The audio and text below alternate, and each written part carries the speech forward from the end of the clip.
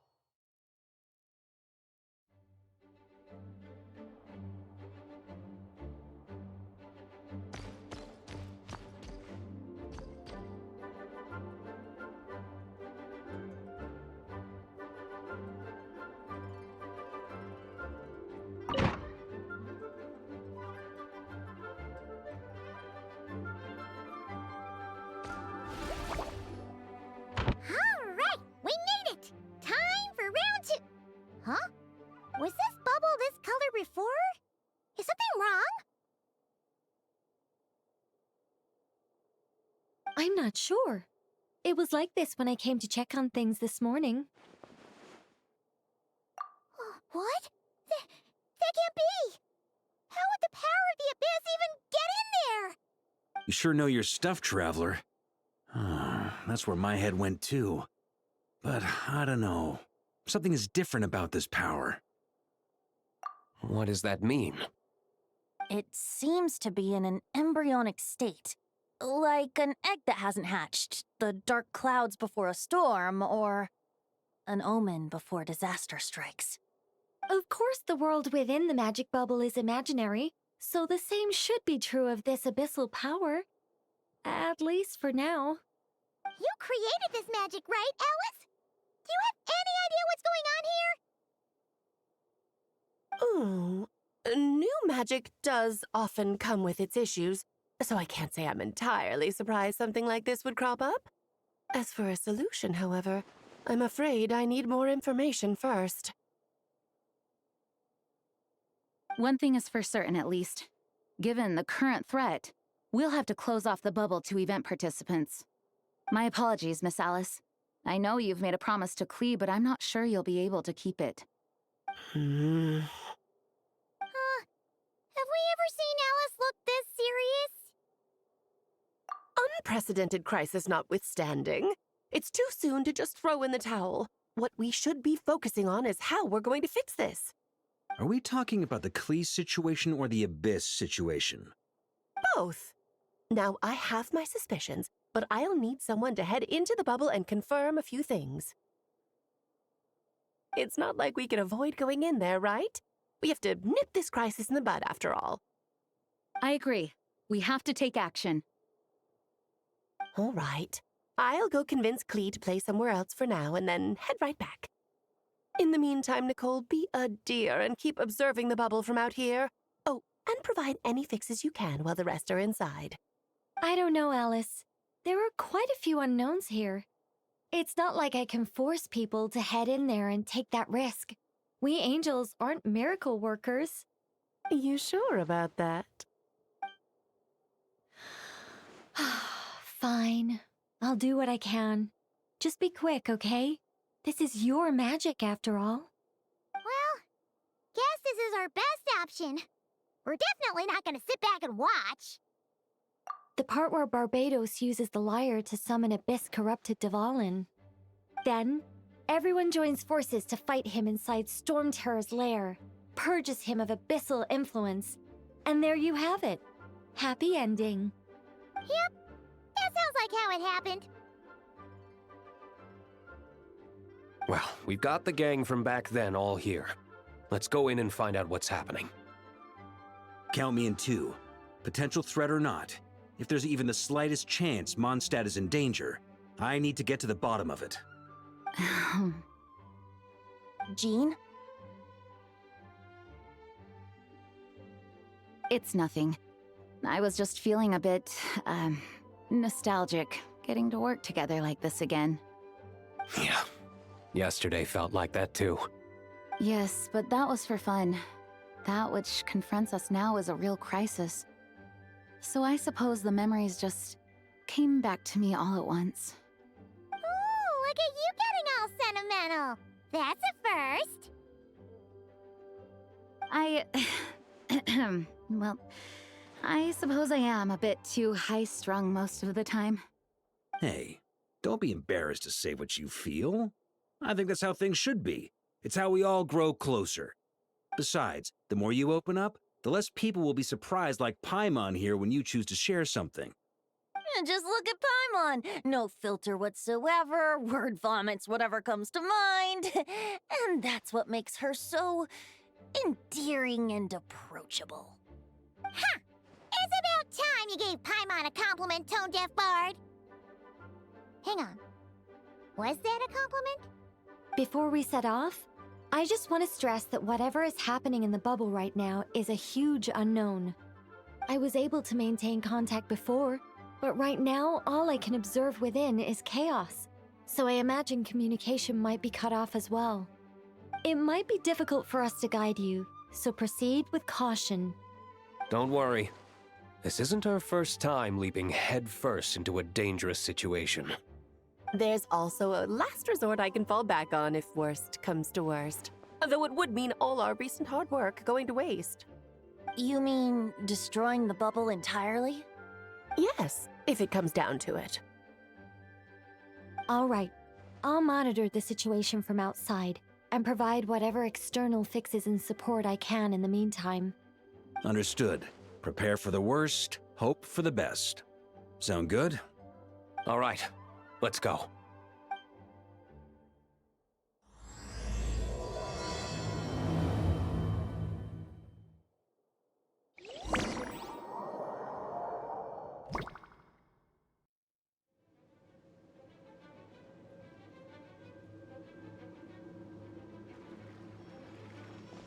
Whoa! Is this Mondstadt? Didn't we all come in at the same time? Where are the others? Look! There's Venti! Surrounded by a whole bunch of monsters! Yeah! Ah, perfect timing. Come on, let's show these unwelcome guests the door.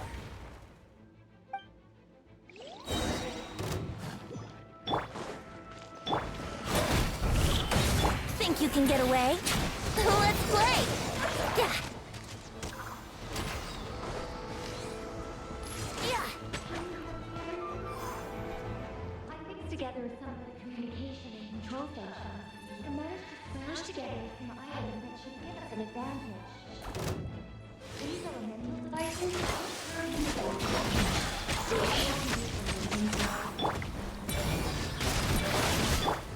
Yahoo! Time for takeoff.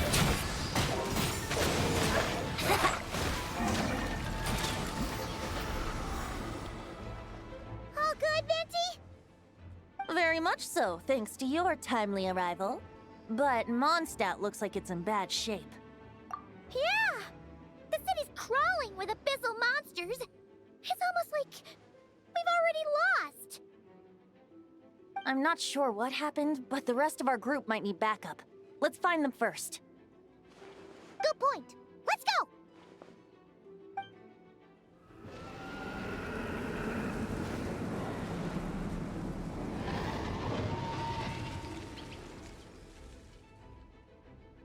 Look! It's the Volin! Is that just Paimon, or does he look way worse than back then? You're right. The corruption has spread throughout his entire body. If we had failed to purify him in real life, I imagine this is what would have become of him. Wait! It looks like something's falling! It's his tears. Like the ones we purified in the past?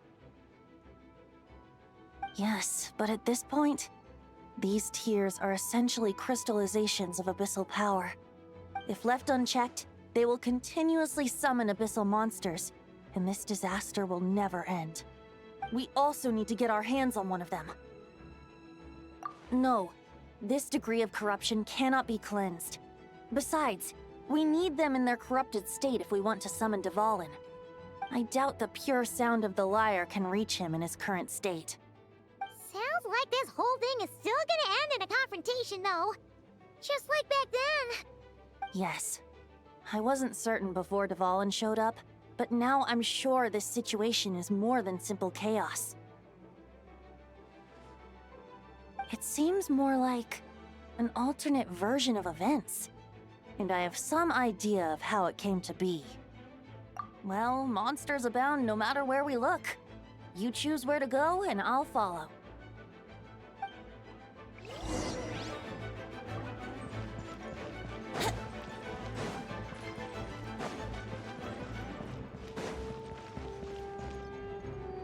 Look! It's Jean!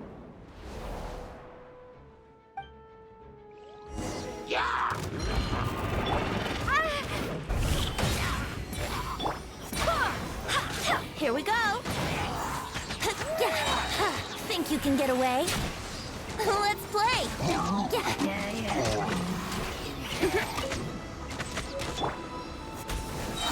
I swear by my sword! Here we go!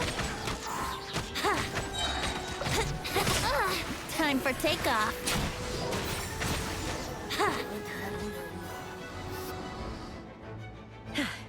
Thanks for the help.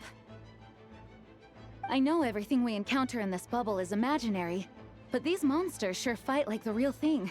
It's a bit too true to life. Don't worry. As long as we collect Dvalin's tears, we can use this abyssal power to our advantage. I see. In that case, Let's get moving. Have you seen Barca, by the way? We haven't found him yet. No, he might be at the upper levels. Let's search together. Ah, right. I remember seeing D-Luke on the other side of the city. We should go help him first. Sounds like a plan. Let's go!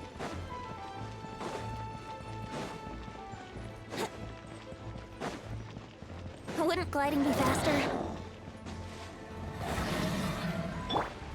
Go as flat! Yahoo! Yeah. Barbados, guide us.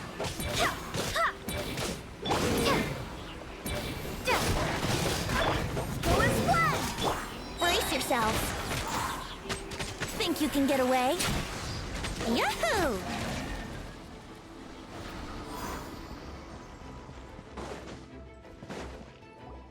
Hey! D-Luke is over there!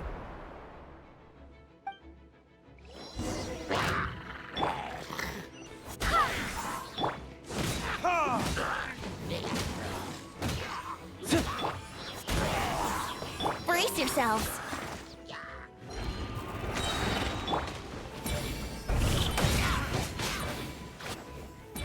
Time for takeoff. Yeah.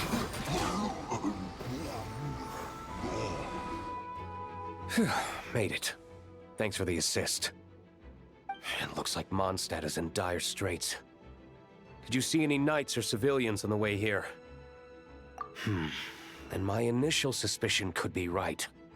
The knights have abandoned the city and evacuated all civilians to a different location. Abandon the city? In the face of unrelenting abyssal attacks, it's possible they had no other choice. But none of that matters now. An empty city has its advantages.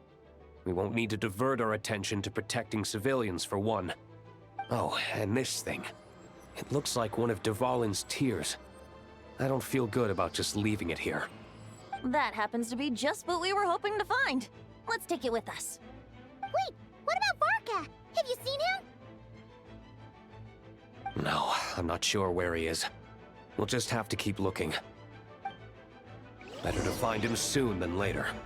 The Grandmaster is an exceptional warrior, but this is the abyss we're dealing with. You can never be too careful.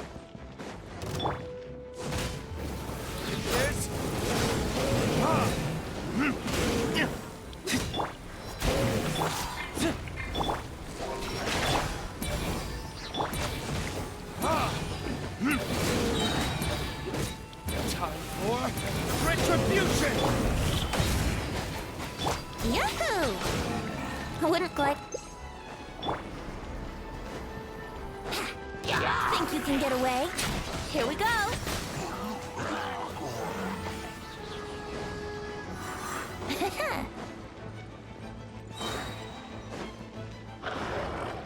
Wouldn't gliding be faster?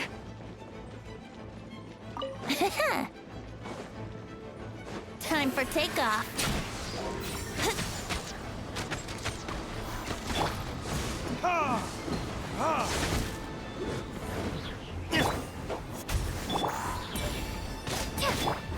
Verdict is... I swear by my sword. Brace yourself.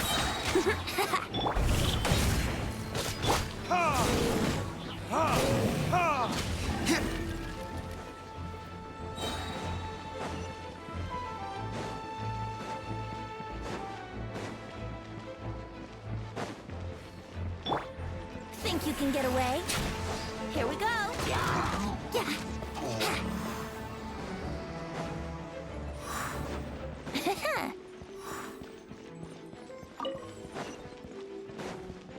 Wouldn't gliding be faster?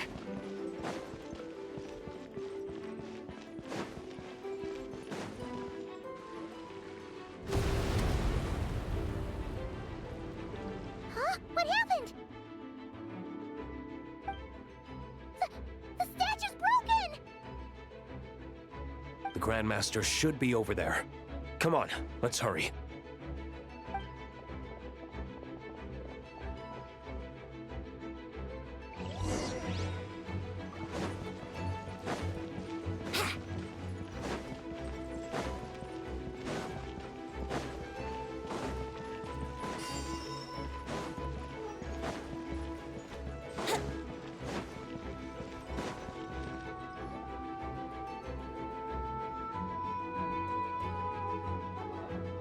We're here to help. Perfect timing. Let's do this.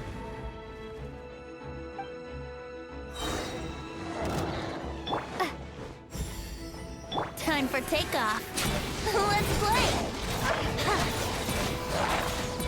Yeah.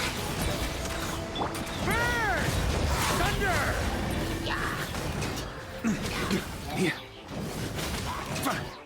Up the ante! Think you can get away? Here we go. Up the ante! Looks like we're all back together. Everyone in one piece? Yes. The honorary knight arrived just in time to help us out. Now that we've collected Dvalin's tears, the monster attacks appear to be easing up too. I'm sure you've noticed, Varka, but the city is pretty much a ghost town at this point. Yeah, we should get out of here. No sense wasting our strength.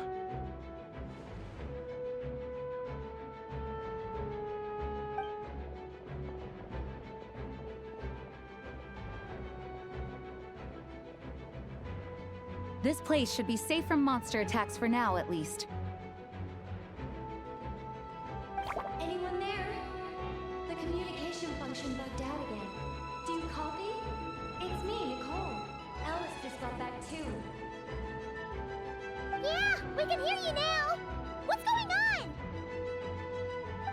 When designing this experience, we cut out the part where the traveler cleanses the abyssal power, and we didn't think to replace it with a different sequence of events. I think what we're witnessing is a direct result of that. Alice and I thought the events in the bubble would be independent from each other. But since the magic is contained in one place, it appears a casual link has formed between all the events within it. And so, because Dvalin was never purified, we've encountered a major bug. I knew it. So, what we're witnessing now is like an alternate version of events where the honorary knight never appeared in Mondstadt. Wait, but even if the traveler never showed up, you could have done something, right, Venti? The Abyss is a far greater enemy than one person can face. I could have handled that specific situation, sure, but it wouldn't have gone quite so well. If I'm not mistaken, you've seen how that version of the story goes yourself, right, Varka? Through the mage's scryglass? Yeah, it was a kind of prophecy. It felt so real, I doubt I could ever forget it. In the end, you were able to seal Dvalin away, but you were wounded in the process. But if Dvalin was sealed, how did things get to this point? Because a seal doesn't solve the root problem. Over time, the Abyss would just grow stronger and stronger, deteriorating Dvalin's consciousness until there was nothing left. Wait, does that mean what we saw earlier was... The aftermath of Dvalin breaking free from the seal, that's right. He is in dire straits. The power of the Abyss has fused with his flesh and bones. Purifying him now in this state is no different than sentencing him to death.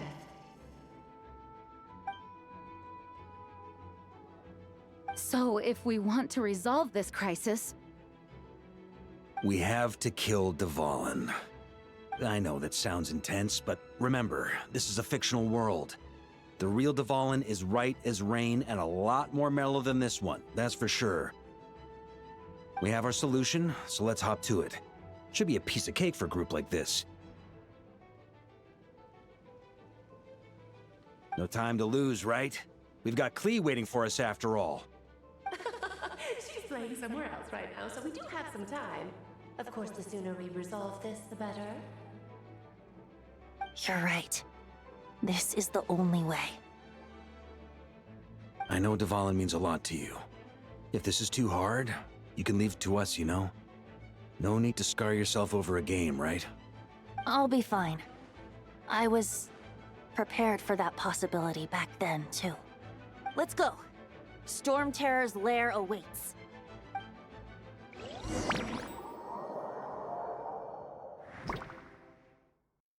This is it. Ready, everyone? More than. Of course. I just hope I learned a thing or two since the first time around. Ha! Guess I'm the newbie, huh? Good thing I'm a quick learner then. What about you, Traveler? This was your first big fight in Tibet. Were you nervous back then? How about now? I'm not nervous. We've all grown a lot since then. We overcame this challenge once, and we can do it again. Paimon believes in you! Then let the mournful cries of this lyre, tainted and defiled, summon a familiar now utterly warped.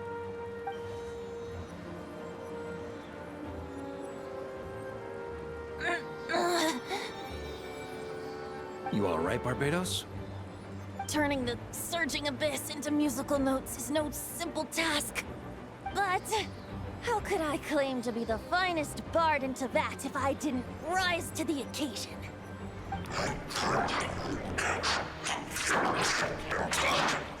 I have heard enough.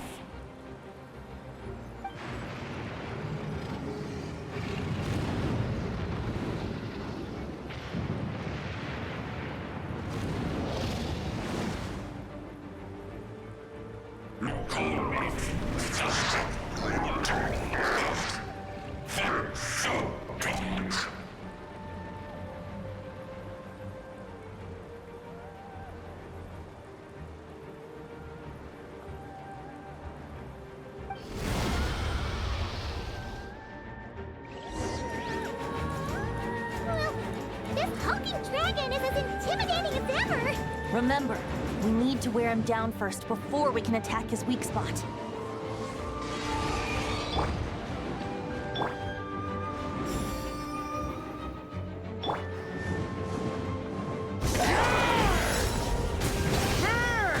Up the ante!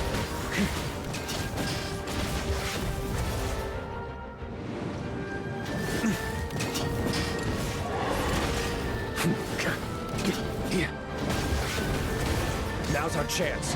Climb up and attack the abyssal core.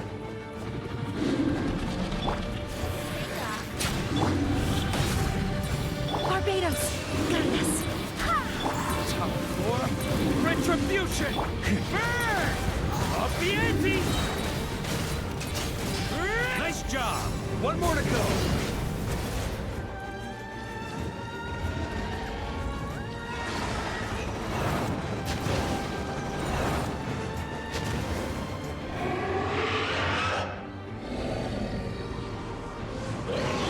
Oh boy! It's Superman now!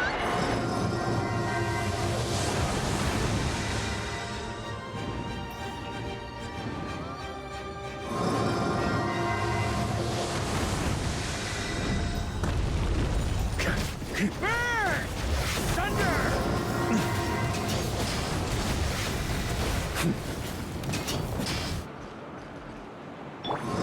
Think you can get away? Brace yourself!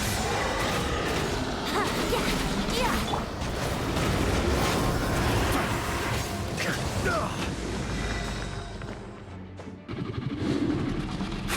Thunder! Thunder! Charge! Burn! Thunder!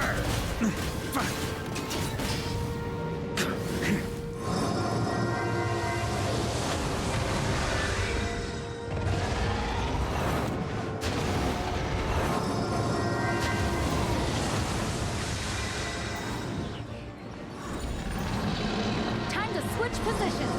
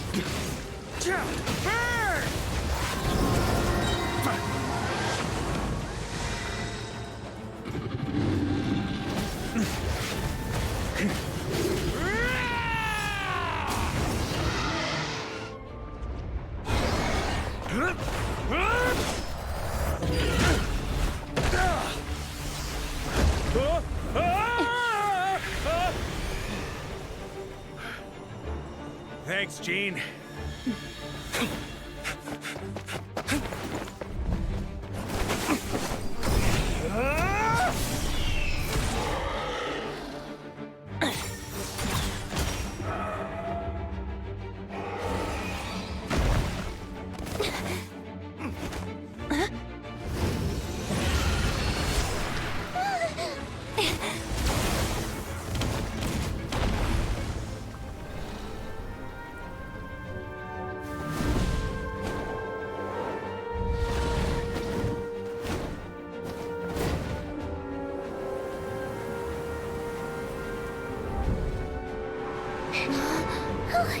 Devouring, you're here!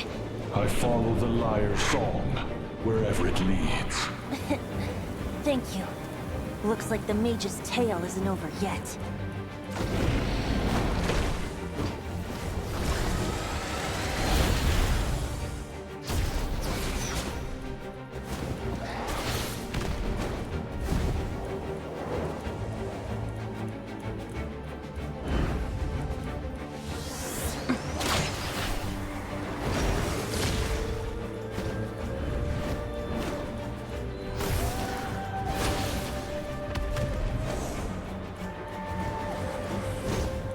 Might not be a happy ending, but someone's got to strike the final blow.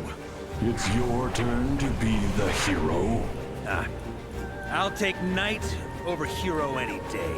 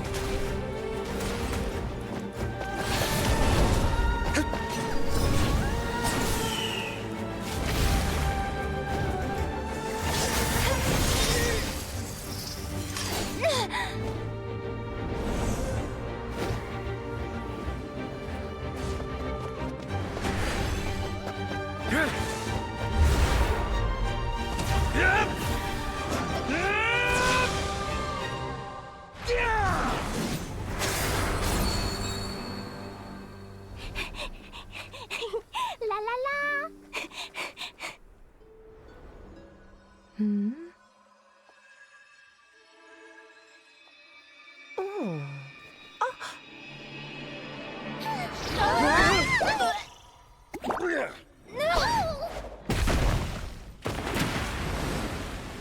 Mom, I'm here to play! Huh?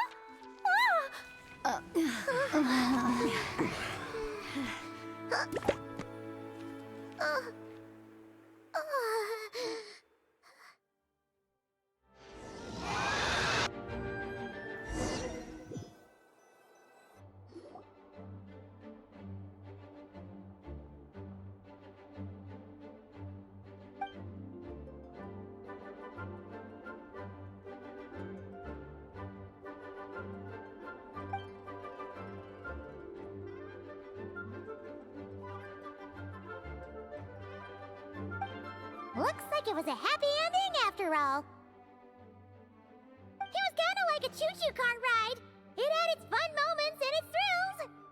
All in all, Paimon had a great time. Guess it wasn't without some collateral damage, though. Sorry about the window, Jean. It's fine. As long as the building itself is intact, I consider that a win. I'll arrange for the window to be replaced at a later date. In any case, we were lucky Dvalin arrived when he did. It would have been tricky to deal with a flying opponent otherwise. I suppose I could have created a gust of wind to whisk us up, but I'm not sure our gliders would have survived the process. Honestly, after everything we faced, I can't believe Alice still decided to bring Klee in there to play. She's a daring one, that's for sure. I mean, can we be certain there aren't other bugs that just haven't cropped up yet? I suppose that speaks to the confidence the mages have in their magical mastery.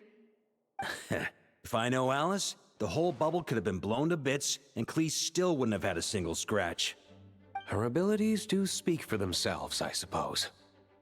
So, what now? Anyone down for a drink? My treat. Sounds like a great idea. But tonight it's on me. I happen to have a bottle of fine wine set aside just for the expedition team. Haha, even better. Count me in. Say no more. You had me at fine wine. All right, let's head over to my place then. You're coming too, right, Jean? I'm afraid not. There's still a lot of work to do. So what? The world's not gonna end if you push it off? Come on, we never get a chance like this.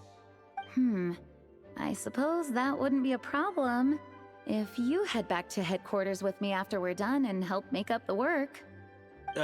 On second thought, how about you just join us when you're done with that? What about you, Honorary Knight? Gonna tag along? Okay, all's well that ends well, am I right? To the bar! Alice loves going to the library. Let's wait for her there. Whoa! Looks like it's been fixed already. Ah, that explains the loud noise I heard outside. So it was Dvalin who fell into the river. Considering his size, the fact that he broke a single window and not the entire wall seems like a feat of magic in itself. Thanks for helping with the repairs, you two. This place looks as good as new now. Does that count as a great feat of alchemy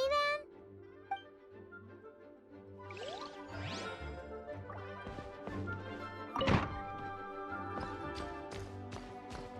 Please be quiet within the premises and refrain from making a racket.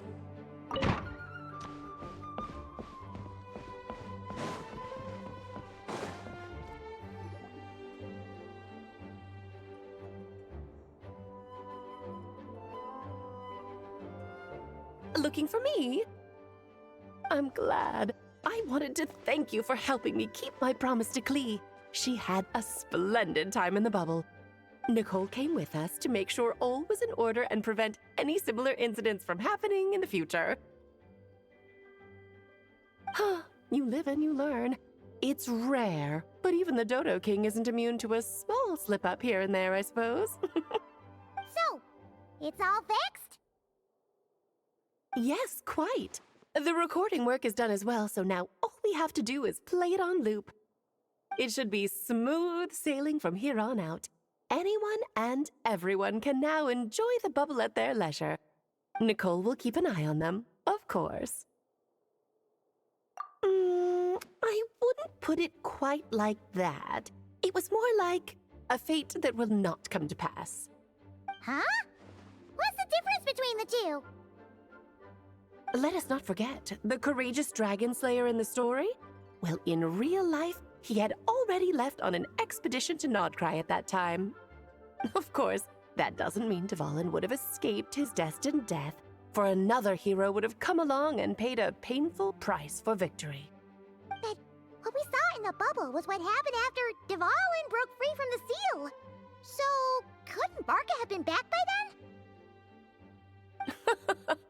Dear Paimon, you're free to ponder such questions yourself, of course, but it's of little use to ask them aloud. Word to the wise, do not lose sleep over all those what-ifs, over the fates that will not come to pass. It's an exercise in futility. Those who can observe fate see both the good and the bad of what could have happened. But all that matters is what did happen. Those alternate fates are nowhere near as important as the world that exists in the here and now. All right.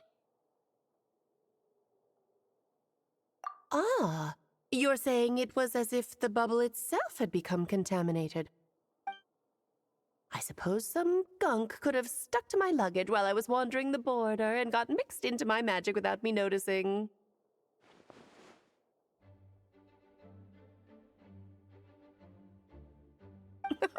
Just kidding. I would never be so careless. Your intuition is spot on, Traveler. What developed in the bubble was a nascent form of abyssal power that, if left unchecked, would evolve into the real thing. What? So it didn't come from outside? It just appeared out of thin air? The abyss is perilous, cunning, dangerous, obsessive, and most infuriating of all, a complete and utter mystery. I'm sure you've seen for yourself how complex it can be. The Hexen Circle has been observing its energies for a long time, and I think Barbalot's interpretation is the most accurate.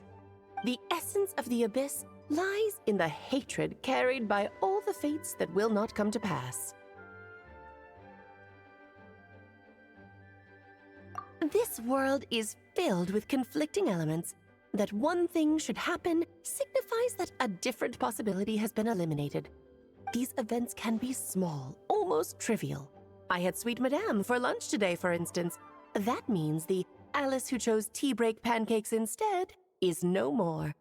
Of course, they can also be events that threaten the world, such as my friend Rhindotter's decision to tap into the abyss. In that instant, the tale of a future in which she remained pure was gone forever.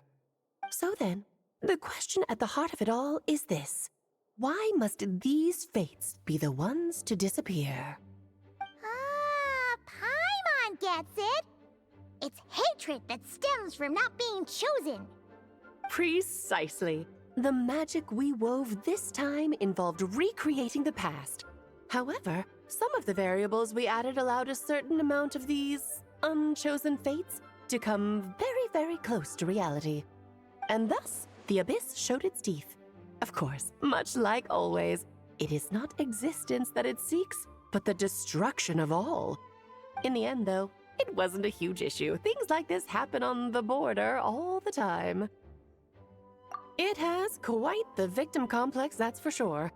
It's obsessed with entering this world at all costs. And that is precisely why we must protect our lives and those of our loved ones. Because when you think about it, to exist in this world is to be a spark of luck amidst countless possibilities. How precious is that? Ah, Alice, you're here. I'm truly sorry about this, but per the regulations of the Knights of Favonius, I'm afraid I must send you to confinement. Whatever for? Things turned out just fine with the magic bubble. Besides, if that's what this is about, shouldn't Nicole come along too? It's not about the bubble. We received word that a number of fish have been injured as a result of explosions near Starfell Lake. As I'm sure you're well aware, fish blasting is strictly prohibited. Oh dear. Run, Klee! Save yourself! She's already inside. Guess it's a day of first for the Dodo King, huh? Oh, farewell, forever traveler. You shall never see me again.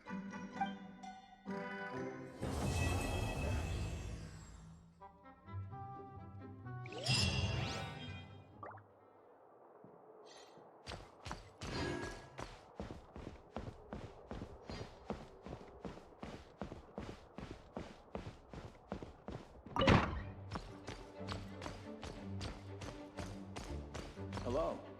May the Animo Archon protect you.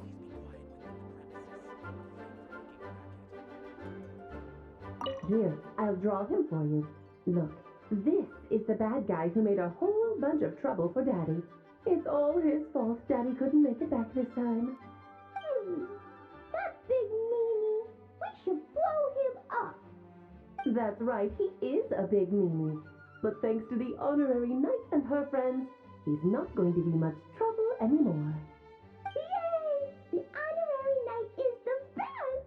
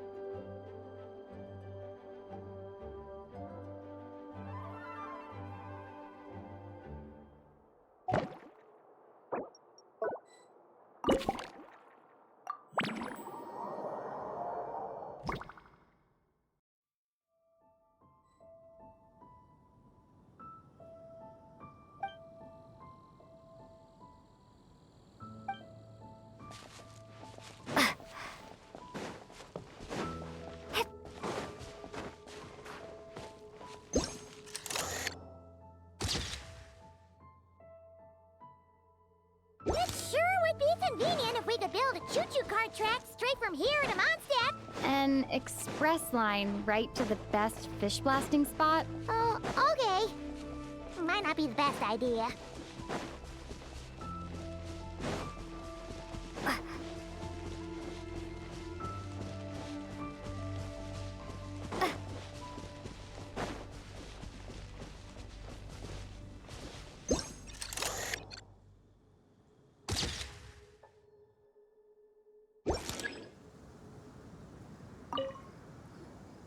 Razor? What are you doing here? And shouldn't this thing be in Wolvenden? Fiery woman came to take Lupical. I said no.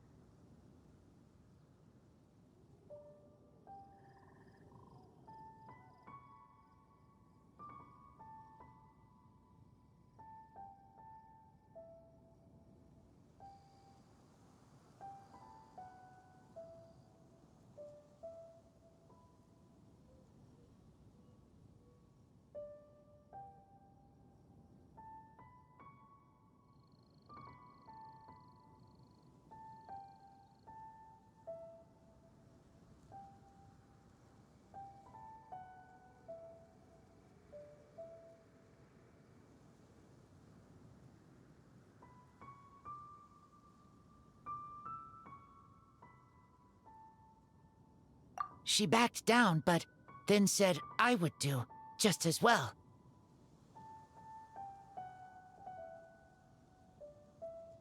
This sword is here, for now.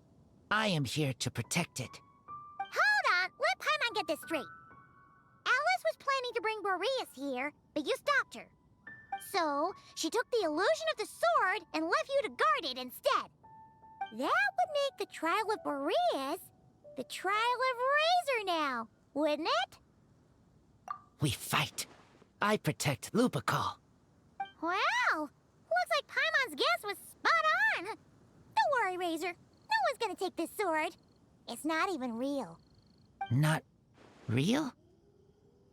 Alice's scheming claims another victim, huh? Let's take the photo and get Razor out of here.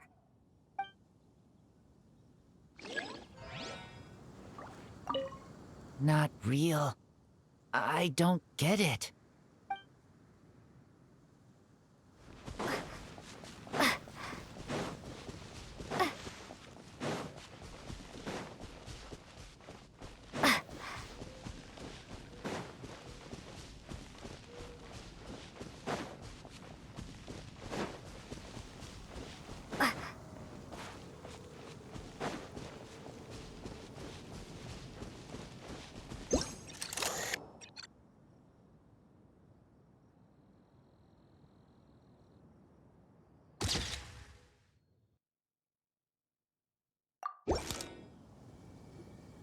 Oh, it's Eula and... Clarand? You're here in Mondstadt? Yes. I received an invitation to exchange swordsmanship techniques. I'd heard of the single-handed sword form of Favonius blade work. But, after crossing swords with Miss Eula, it turns out the Knights of Favonius are quite accomplished with the greatsword as well. You're quite an accomplished swordsman yourself. Although I suppose that's to be expected of the champion duelist. Even over a few short rounds, I feel like we've learned a lot from each other. For sure. You don't have to worry about breaking stuff or accidentally hurting anyone nearby. That's right.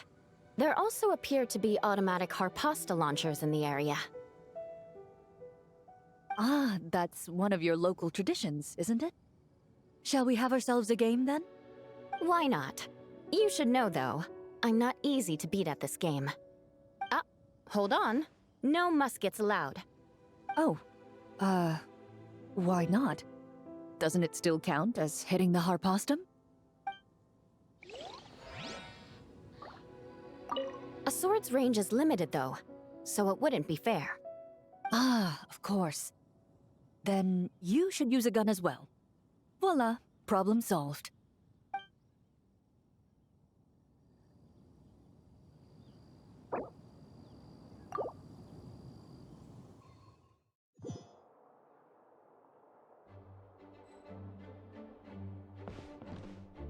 Ah, that explains the loud noise I heard outside. So it was Dvalin who fell into the river. Considering his size, the fact that he broke a single window and not the entire wall seems like a feat of magic in itself. Thanks for helping with the repairs, you two. This place looks as good as new now. Does that count as a great feat of alchemy then?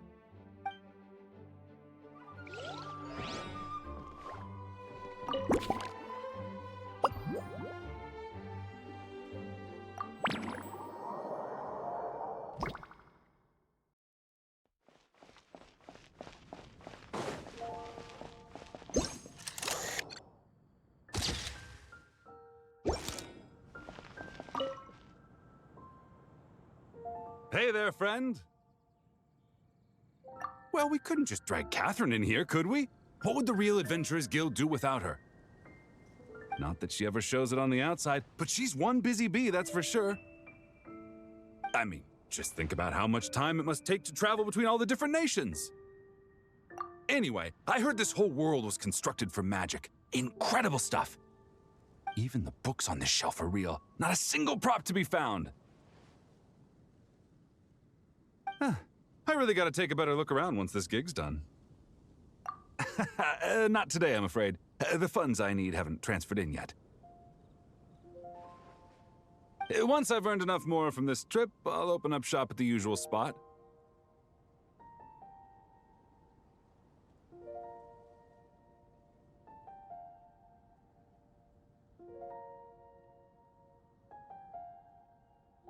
True. But it doesn't seem like the people who created this place set up anything like that. Hey, why don't I go ask for some, and then we all can have a few? Huh. But could we even take them back into the real world? That's the question.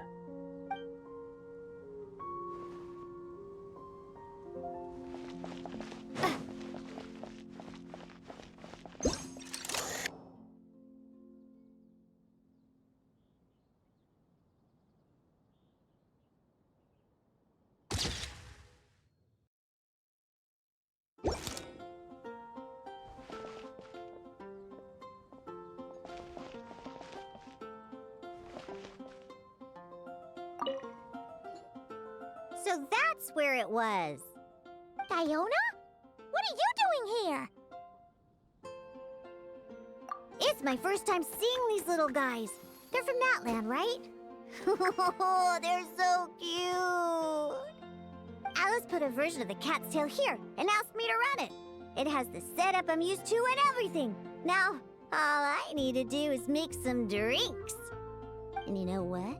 This is the perfect chance to change all the ingredients to super weird stuff! I'll get people to lose interest for sure! Looks like your campaign is going strong, huh? Even out here. Of course, the only thing missing is... the cats, actually. They seem to prefer the real cat's tail. But that's not a huge surprise. Cats are sensitive about where they live.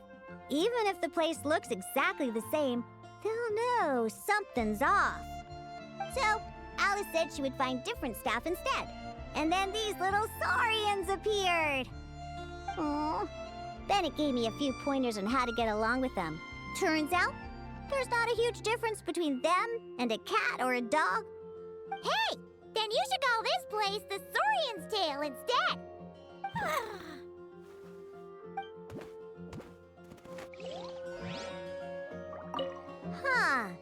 I think I've seen saurian-shaped cookies somewhere before, too. Maybe I should bake some to sell around here.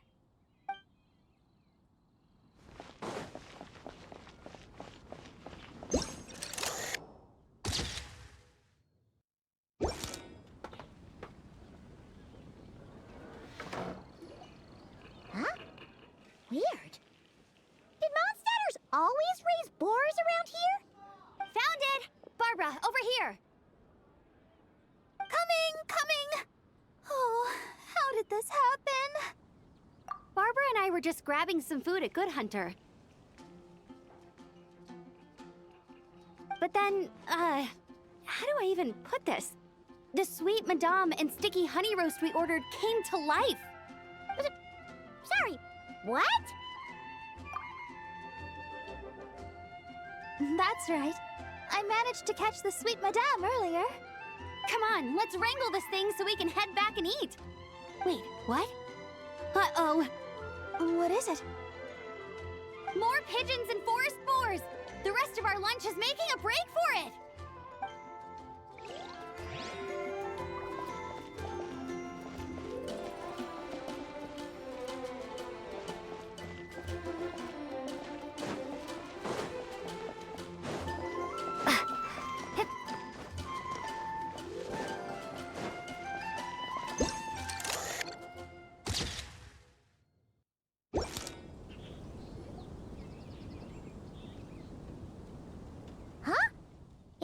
Fatui tent? That shouldn't be here. Wait, but there are always those two Fatui around here chatting about stuff. You've noticed them too? I've been watching them for a long time. Not that I've overheard anything useful. Guess it's just my luck. Well, actually, they seem to get information a bit slower than the Knights of Favonius. So they usually end up discussing stuff that hasn't been secret in a long time. Have you guys ever wondered why they don't just go home? Their mission's gotta be over at this point, right? Maybe their names got skipped over on the mission roster, so they never got new orders. That's happened to me before. I suppose, but your experiences tend to be quite unique. It's possible the Fatui stationed them here long-term to keep an eye on things. Or maybe they volunteered for this position because they don't want to go back. Either way, we should have Nicole take this tent down. It's making Paimon think we're gonna have to fight someone. I guess you're right. We don't want people getting their hopes up.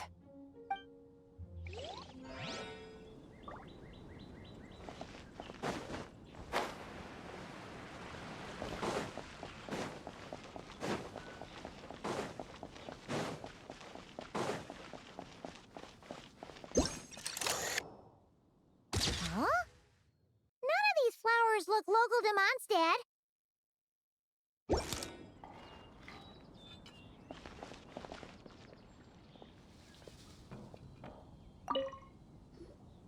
Wait, Emily? Huh, it's been a while. Hello, you two. Looking to buy some flowers?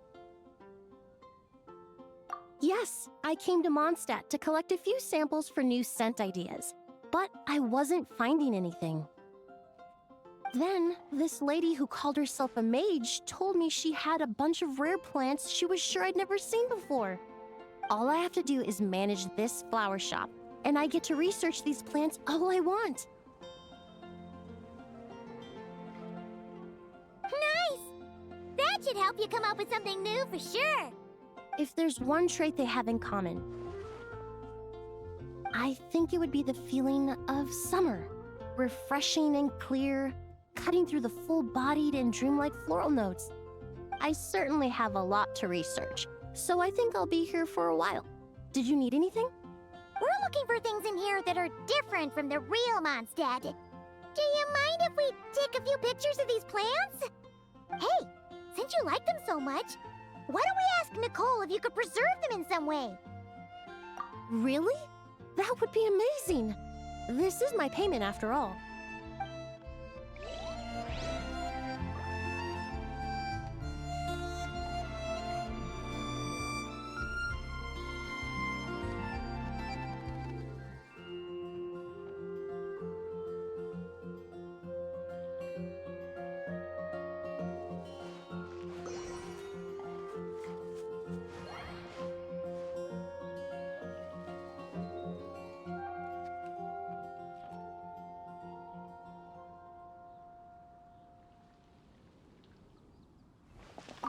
I never knew origami flowers could give off a fragrance.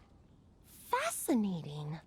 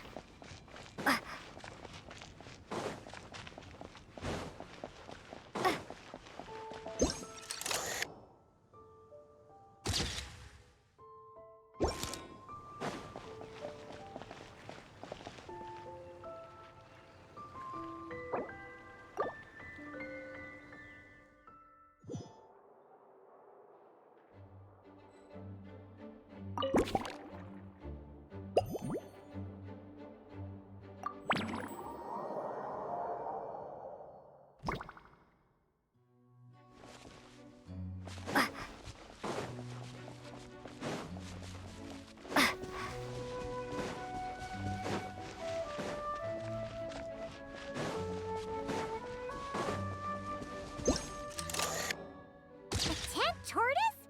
That shouldn't be here at all. Definitely not.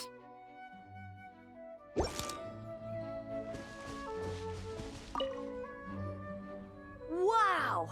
I've never seen such a large turtle in my life.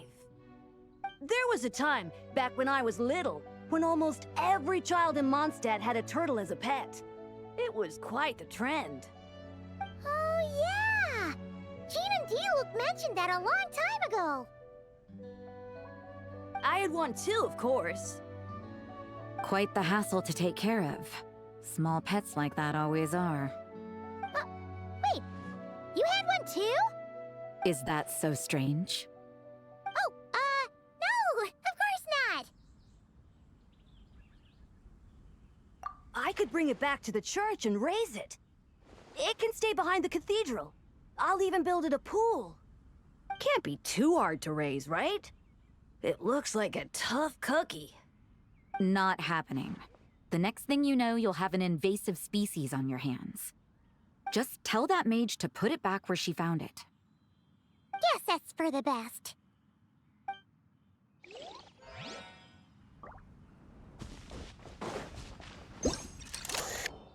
Oh, there you are. I've been looking everywhere for you.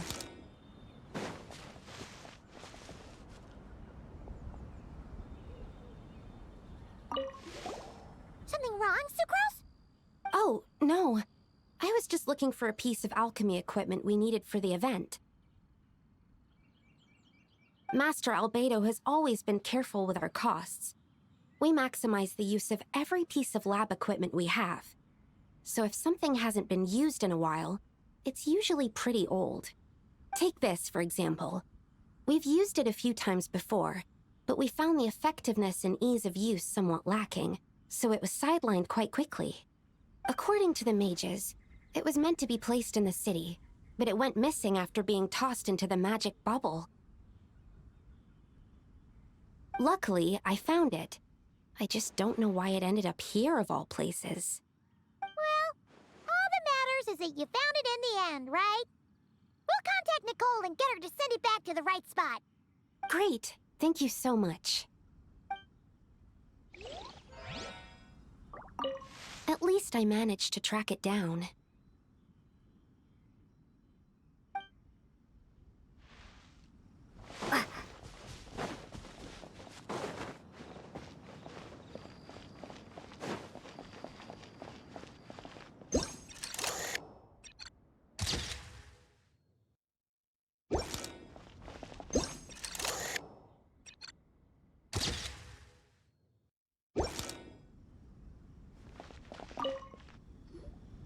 Such a succulent fragrance of grapes.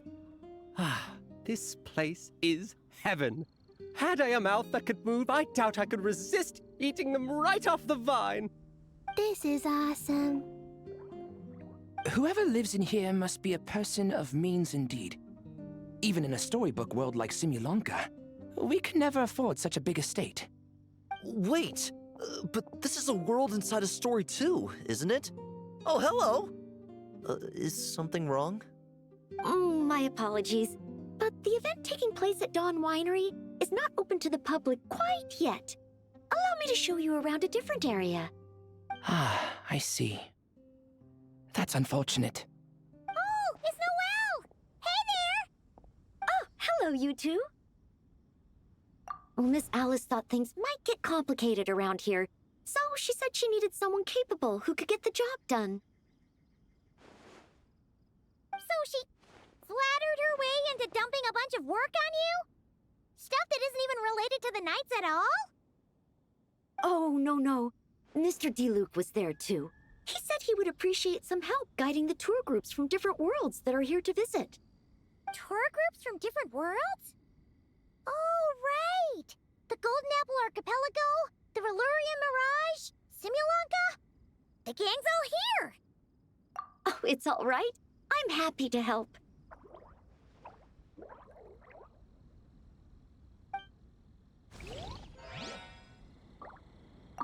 Please head this way, everyone, and we'll get the tour started. Greetings. My name is Ask Me for Directions Arnold, and I am searching for the whereabouts of a certain lovely lady.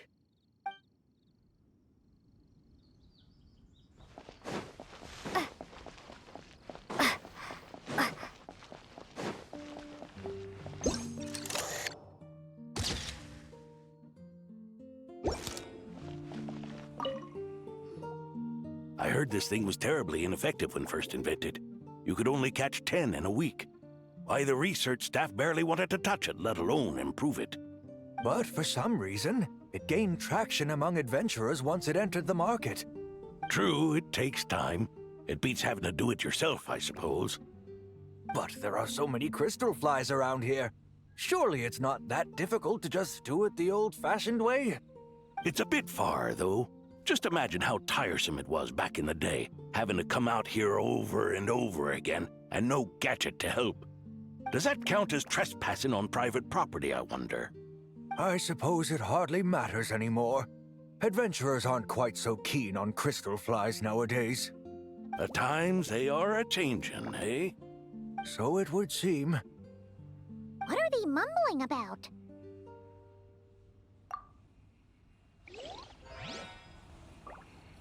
The times they are a-changin'. So it would seem, yes.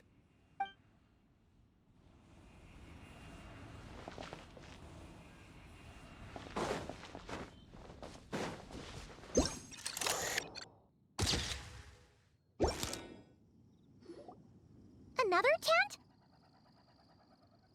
Huh. This one's kinda nostalgic too. It's here because I refused to let that mage use my house as her playground. But we still needed an additional rest area for the guests, so we set up this tent instead. Huh. Looks like we can use this device to keep in touch with the mages or get some hints. Kinda like we were able to do back then, remember? Now that you mention it, the arrangement is almost identical.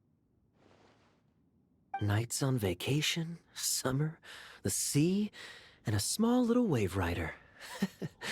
It's all taking me back. However, you're forgetting about the part where we were stranded on a deserted island and couldn't even make it across the water. That's what stuck with me the most. Oh, I remember. At least I wasn't dead weight in that situation. Fun times, huh? So, the mages prepared this stuff then. Guess we should take a picture and go check in with them. Be my guest. You know, the expedition in Nodcry is coming to an end, but knowing Grandmaster Varka, I imagine there will be another chance to set off in the near future. Not that I'm extending an invitation, I'm just mentioning the possibility, that's all. That's our honorary knight. No matter the mission, you always have a place among our ranks. Come talk to me when you do have an official invitation, then. I have other things to do in the meantime. The intel I have on hand is pulling me in 100 different directions, but unfortunately, time off isn't one of them.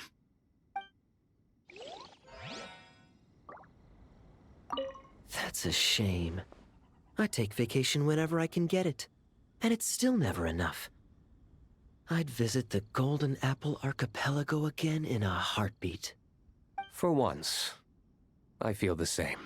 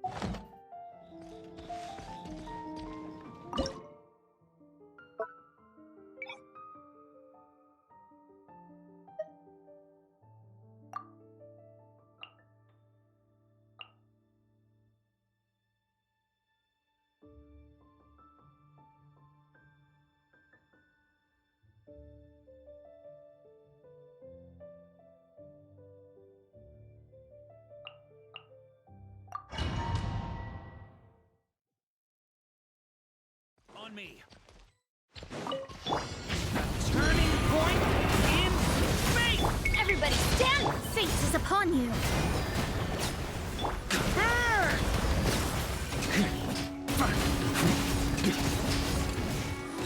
Up the ante! Sure! Huh? Up the ante!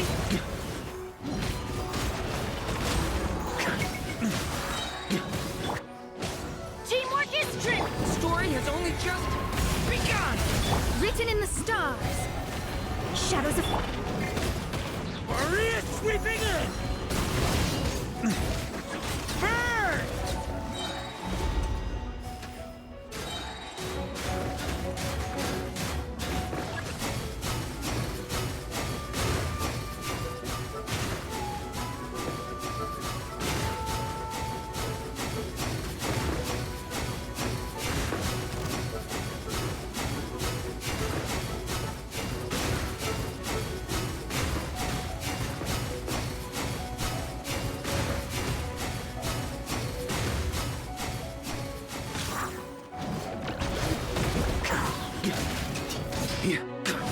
Charge!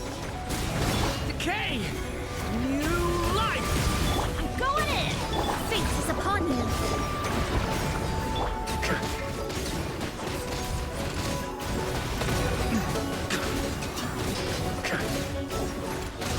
Thunder!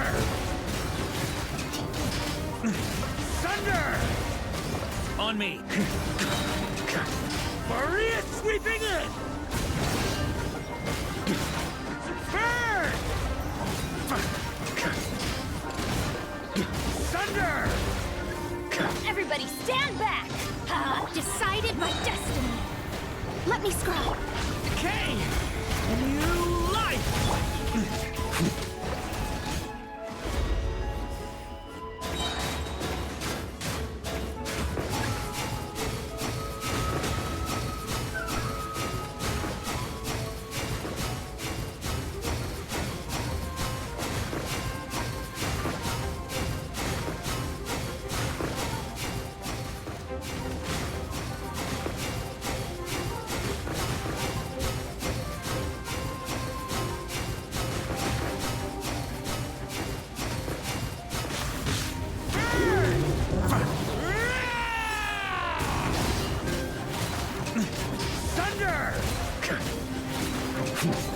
Let's light it up! Teamwork is... The story has only just begun! Written in the stars. Just a flesh wound.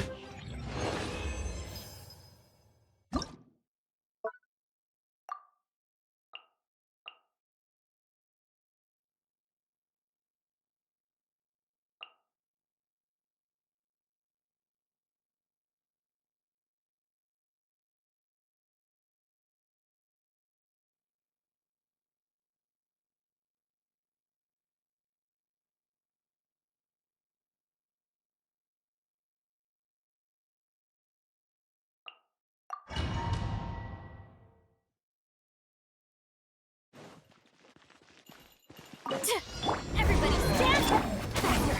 Stronger! Start the clock! You two! Time to end them! Yeah! Kapow! It's justice o'clock! Yeah! Headbutt! Yeah! Oof! Heads up! Hi! Yeah! Let's move! Quick as a flash! Fulfill our pact! Suffer the rep! Teamwork is dreamwork! Yeah! Look out below! Hero incoming! Yeah! Headbutt! It's justice o'clock! Yeah! On my mark! Show no mercy!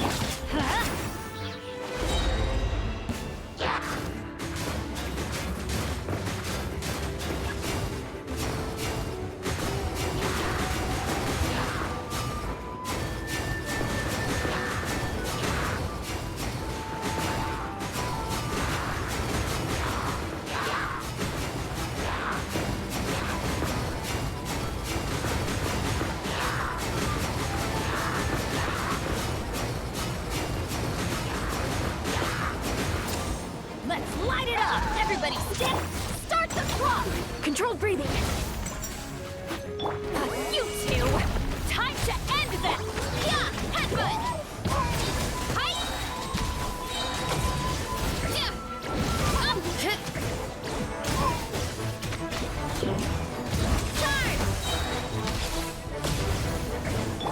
Let's move! Quick as a flash! I'm going in! Oof! It's justice o'clock! Yeah! Headbutt! It's justice o'clock! Yeah! Start the clock! Faster! Stronger!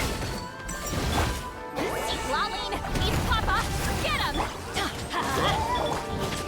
Heads up! Charge! Headbutt! Charge! Yeah! Oof! Heads up! Hi! Yeah!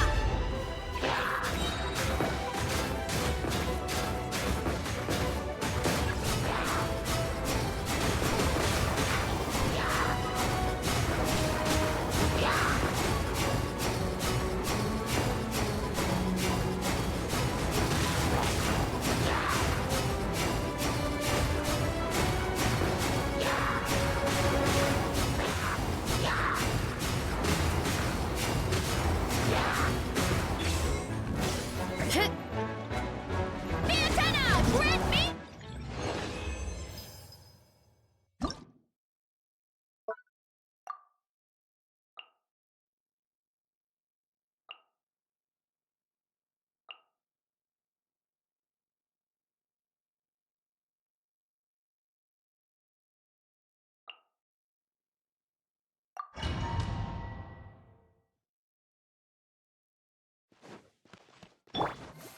Surge. Yeah. Give up. Submit. A moonlit night for all. While the light shines bright. Without further ado. The sky's clear. The glazed moon shines.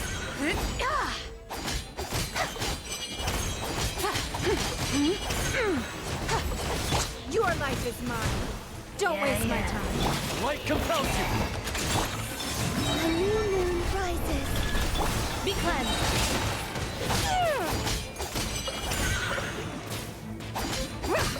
Light the dust! Lofty wisdom will show us the way!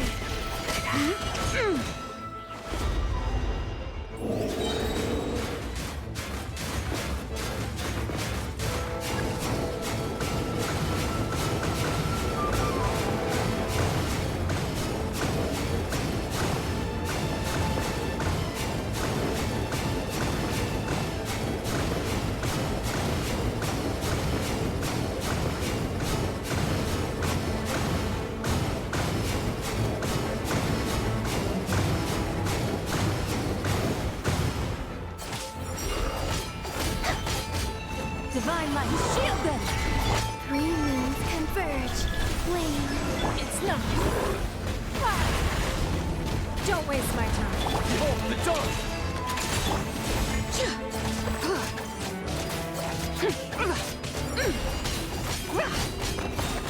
Light the dust! The sky's clear, the glazed moon shines! Be gone, shadow of darkness! Go get him, Your life is mine. It's nothing. A moonlit night for all. Without further ado. Divine light, shield them! Light the dust!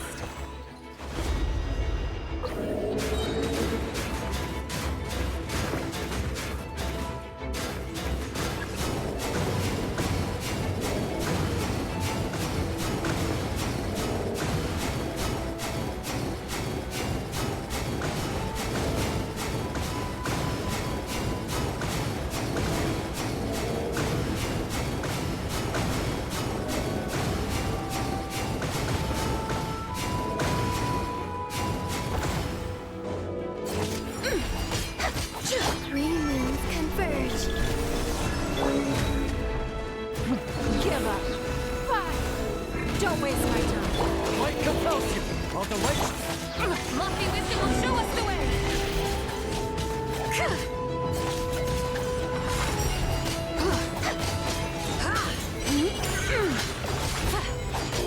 Light the dust!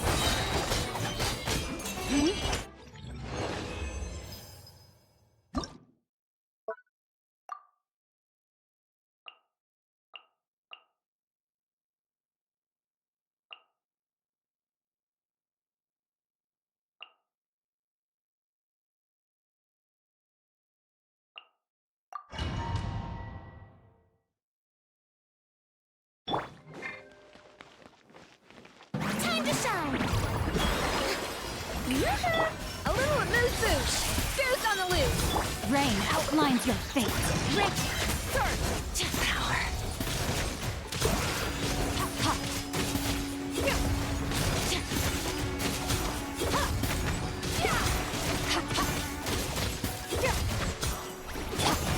The pinnacle of excellence. Shower me with praise. Let my name echo. Witness the power of Gugwa. Know my power.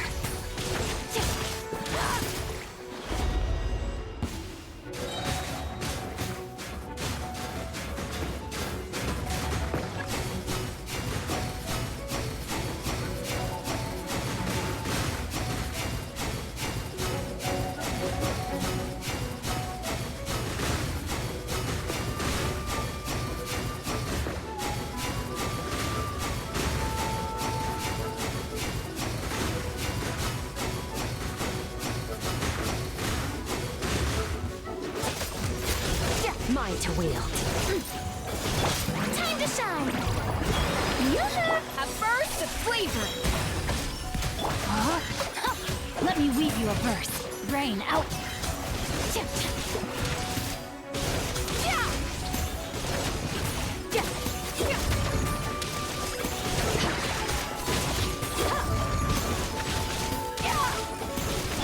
Strike a pose. Let the world come alive. Goose on the loose. Off to the creep. Witness the power of Gugwa. Know my Mine to wield.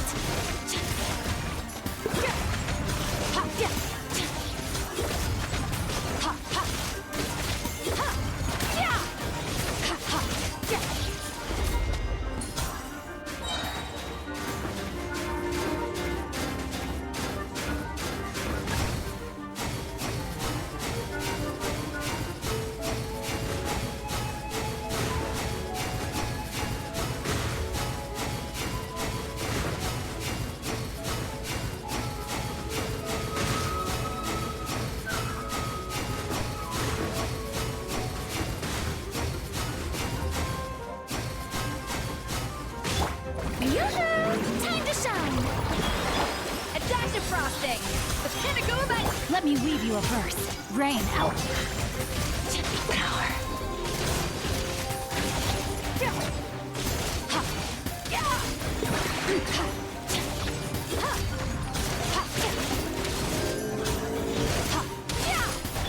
Strike a pop!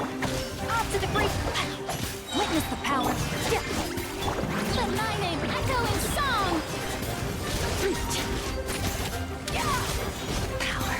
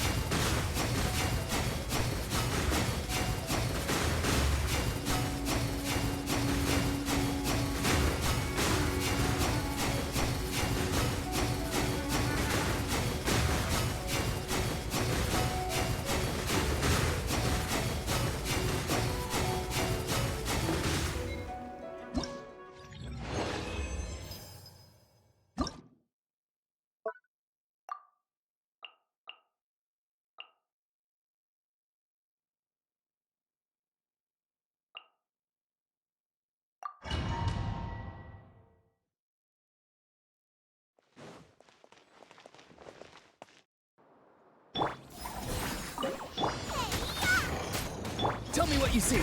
Not too far now. Suffer the wrath of... Locked on!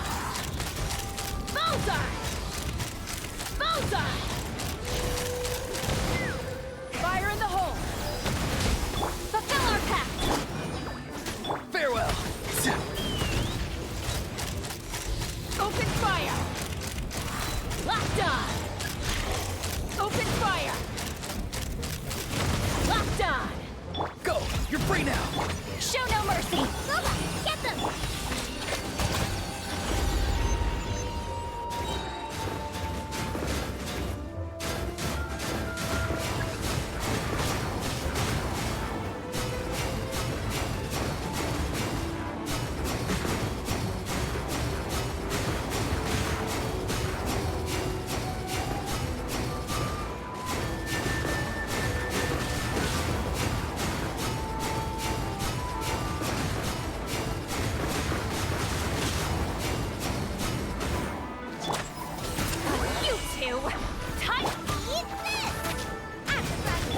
Tell me what you see.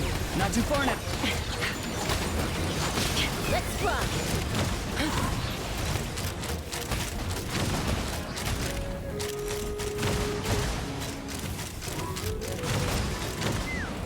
Knock him down.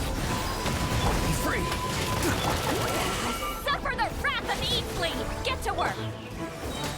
Go! You're free now.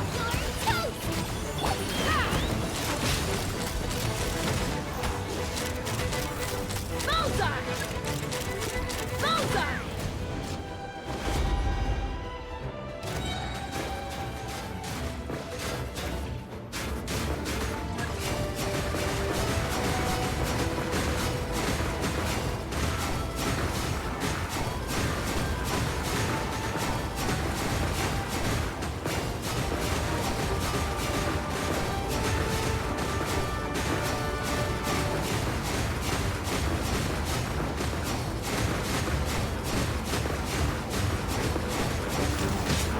Fulfill our pact!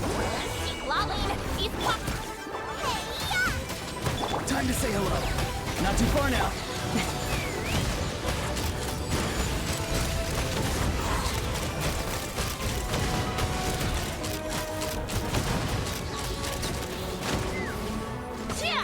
Hold on to your hats. Get to work! Farewell. Loba, get them! Go! You're free now. Take the up!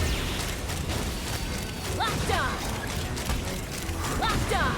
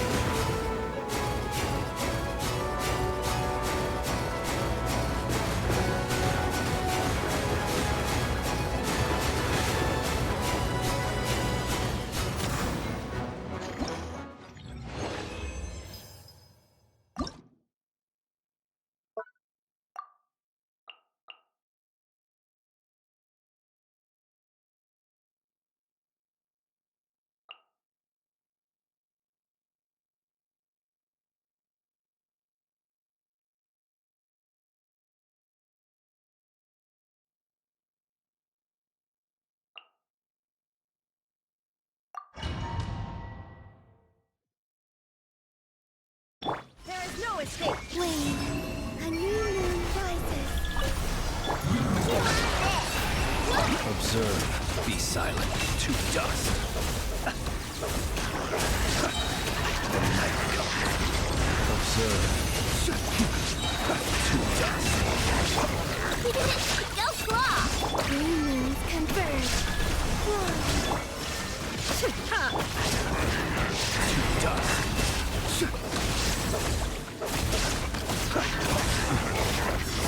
Fear the dark. Look, the rainbow! Illusion shattered!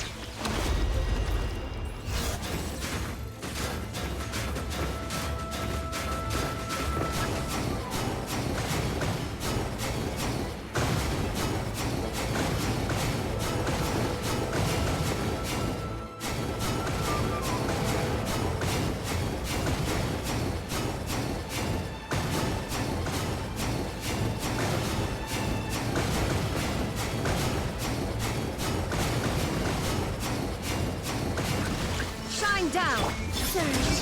A moonlit night for all. Lash attack! Close your eyes. To dust. Observe.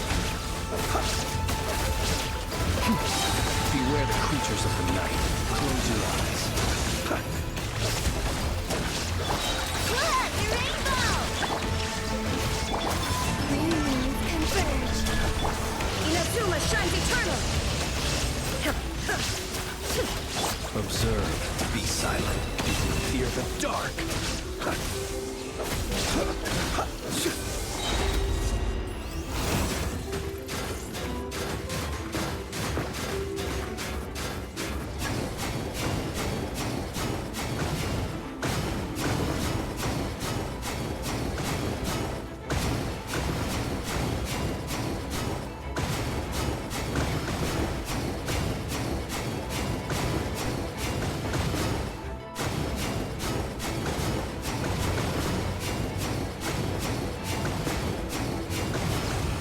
Close your eyes.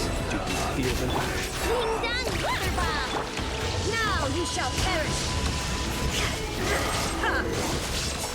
Wait, a new moon rises. The long sleep beckons. Be silent.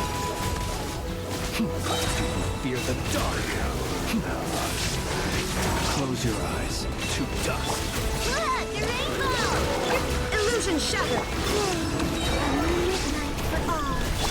Inazuma shines eternal! Be silent. Night falls.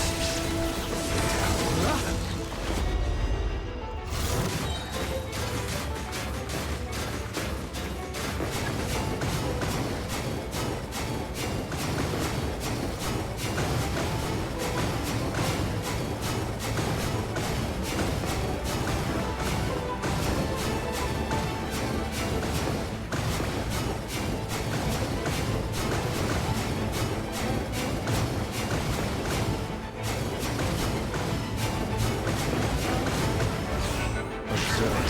To dust. Be silent. Ding dong, water bomb! Shine down!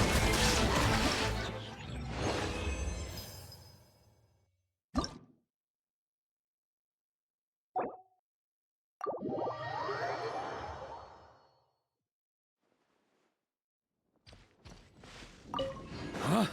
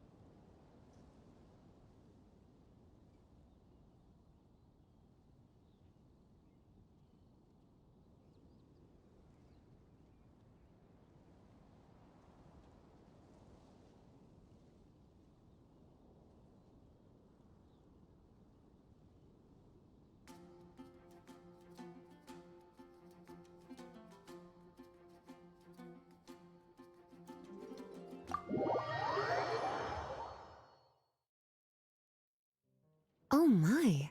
It looks like Hertha has gone back to her duties, and Glenfiddia is away somewhere too. Has our dear cutie taken complete charge of the drink stand? Wonderful. Now I can order without worrying about ending up with one of the logistics company's specials.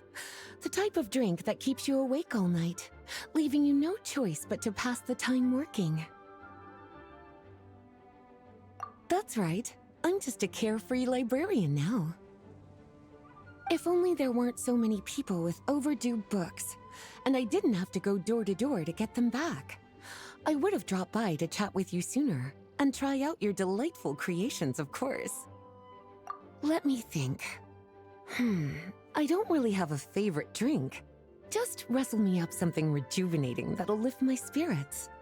And if it could help me nod off to sleep later, that would be even better.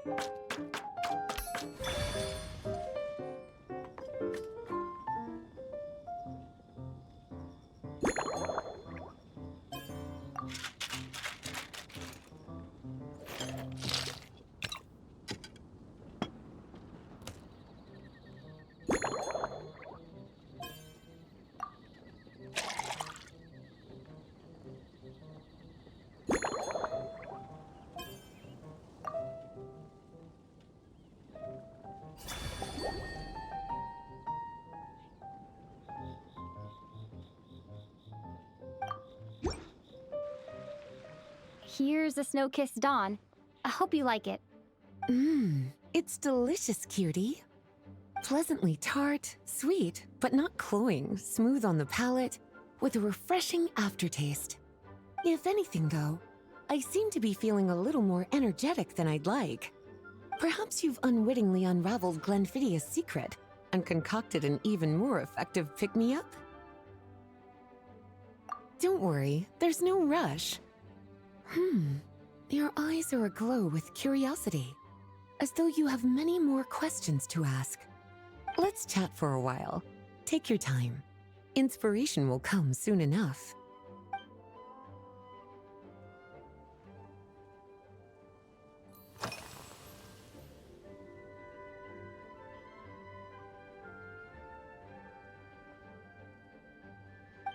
Since you're asking, it's been a bit of an unusual day. There's a chef, fresh out of training in Fontaine, who's recently taken up a position at the Goth Grand Hotel. She borrowed our most valuable book, the Mondstadt Millennial Compendium of Desserts. Apparently, she plans to use dessert-making techniques to improve the taste of various savory dishes. Something about reducing their greasiness. Indeed, and judging by the results, she rather overdid it with the caramel sauce. What should have been fragrant meat slices ended up tasting nauseatingly sweet. Caramel sauce is such a fantastic ingredient, you know? It never fails to please when added to drinks. Sometimes I even add a spoonful to my afternoon tea. Improving food, I suppose, isn't always about being as creative as possible.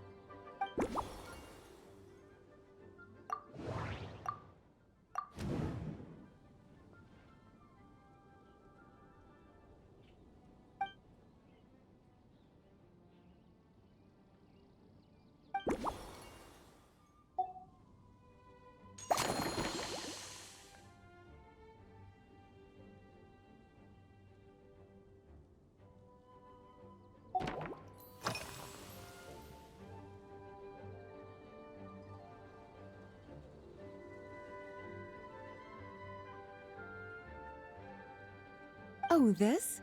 That was for another of today's little errands. A large contingent of the expedition team will be returning to Mondstadt soon. They've been away for such a long time, so there's a good chance many of their tastes have changed.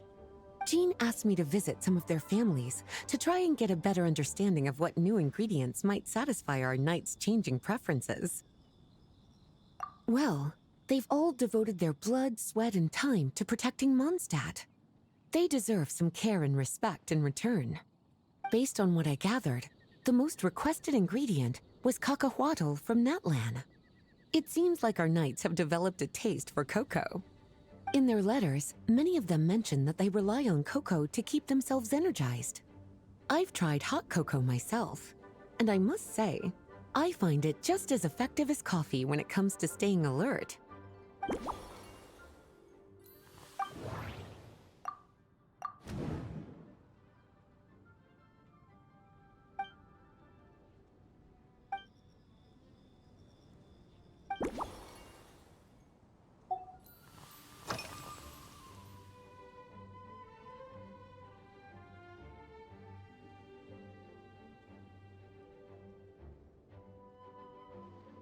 Lately?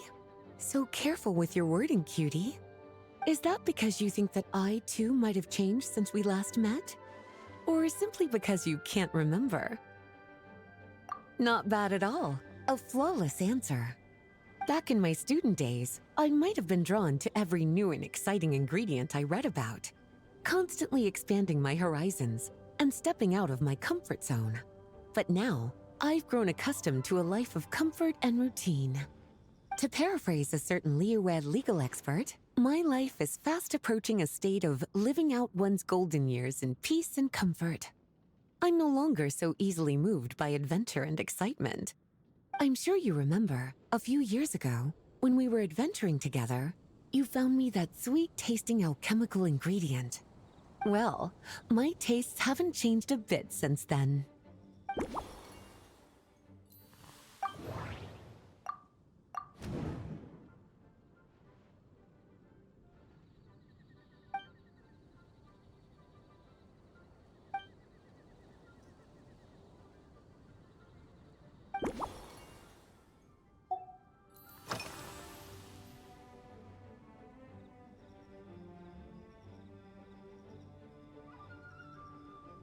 Surely you're not suggesting I'd take this opportunity to sneak off on a little countryside wander? You caught me. My investigations into Mondstadt's lesser-known drinks took me to Dawn Winery, where I had a little chat with the head housemaid, Adelind. On my way back, I ran into Emmetall out on patrol. She'd encountered some monsters she didn't know how to deal with, and in her desperation, asked for my help. I accompanied her on a detour to Wolvendom to teach some raving hounds a lesson. It's been a while since I've had such an invigorating workout.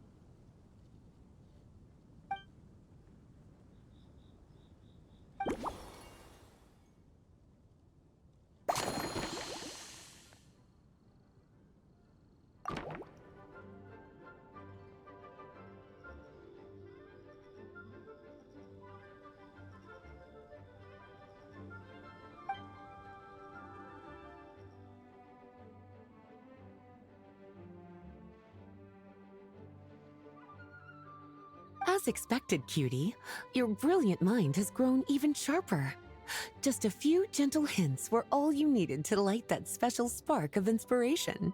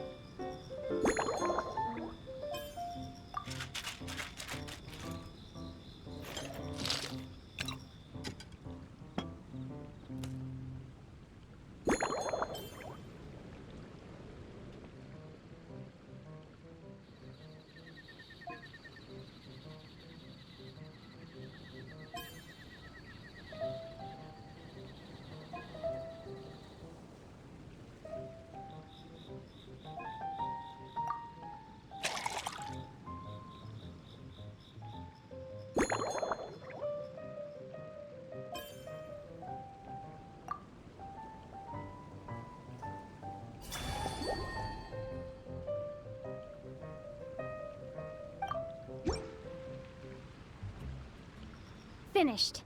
A new creation, custom made for you. This should help you fall asleep quickly and guarantee you peaceful dreams. It's called a slumbering rose. From the colors to the choice of glass, everything's been carefully crafted. You've turned it into a completely different drink. Based purely on appearance, it's exactly my style. Time to see how it tastes. Full marks. It's like savoring an exquisite dessert before taking a stroll along the shore of Cider Lake, with a gentle breeze caressing your skin, relaxed and at ease. I no longer feel drained of energy, but neither am I overstimulated. I'm actually starting to feel a little sleepy. As a bedtime drink, this is pure perfection.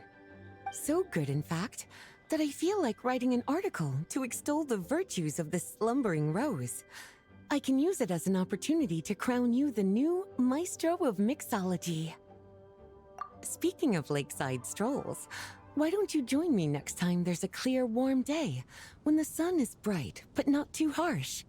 Any walk would be more relaxing with you to talk to along the way, cutie. Then, when we get back, you could fix me up another glass of slumbering rose. And I'll make just as sure to hold you to that. When the time comes, I won't accept any excuses.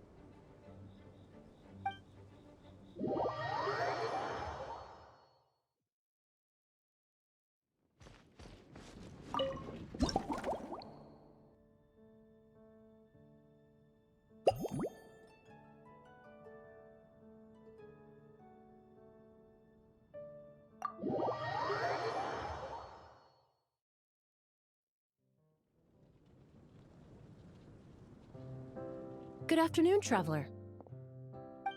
I didn't expect the honor of witnessing your harmonizing talents here in Mondstadt. Both, actually. A lady calling herself a mage asked me to come manage her flower shop. At about the same time, the Cat's Tail commissioned me to create a new fragrance for their establishment. Ending today's busy schedule with a drink crafted by you in person is truly a wonderful reward. I have faith in your choice.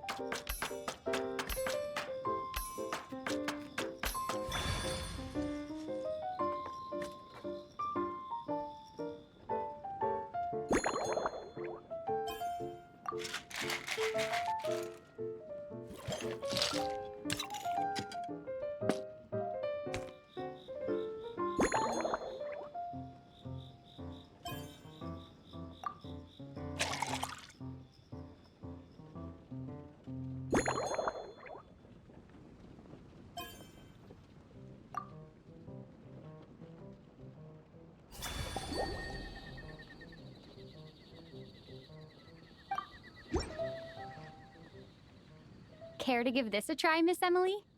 Your artistry is truly a pleasure to watch.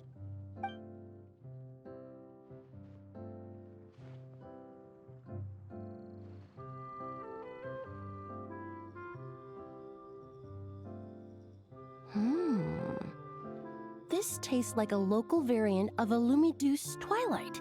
Am I right? The gentle and elegant taste, with its distinct layers combined with a hint of Mondstadt's characteristic scent, offers quite a welcoming flavor, all the while avoiding potentially discordant aromas.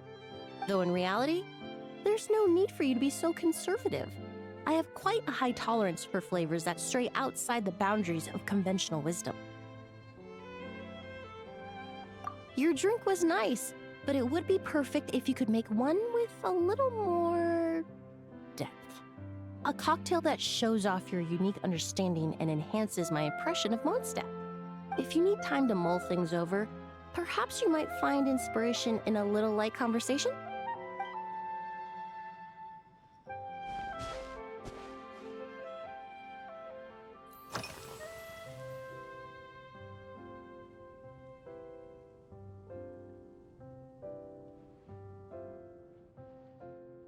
Oh, thank you for asking.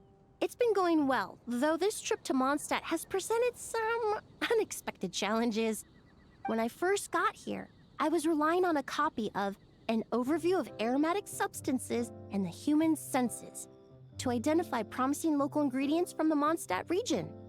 To my surprise, my trial fragrance, which used valberry as the primary note, proved far too sweet in the context of a tavern, relaxing people so much that they ended up feeling drowsy. The bartender with the beautiful ears, for instance, fell asleep right at the bar. Let's just say that sweetness isn't always a case of the more the merrier. Maintaining an appropriate balance is beneficial for both body and mind. Even in daily life, I rarely eat sweet food, and I try to avoid fruits like berries that have a high sugar content. In the end, I completely eliminated valberry as an ingredient and turned instead to windwheel aster, with some success, I might add.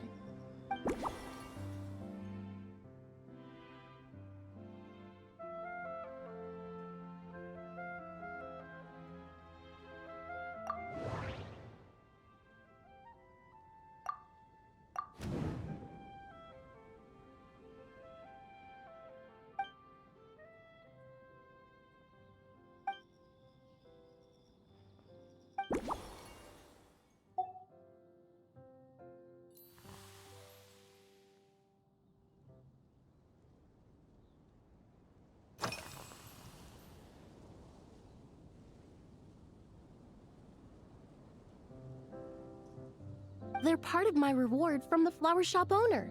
Important ingredients for making perfumes.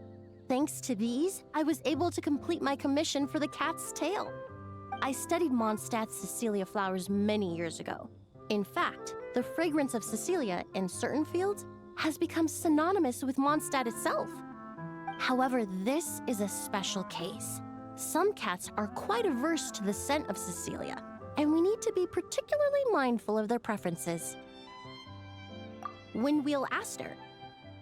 The various parts of the windwheel aster plant can be ground into a powder to extract their essences.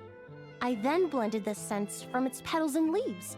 The result carries the intoxicating sweetness of mead, while still emphasizing the fresh notes contained within the flower's stems and leaves.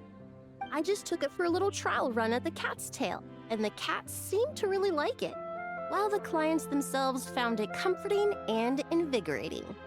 Extracting exquisite fragrances from ordinary overlooked ingredients, oh, that's what truly brings me joy.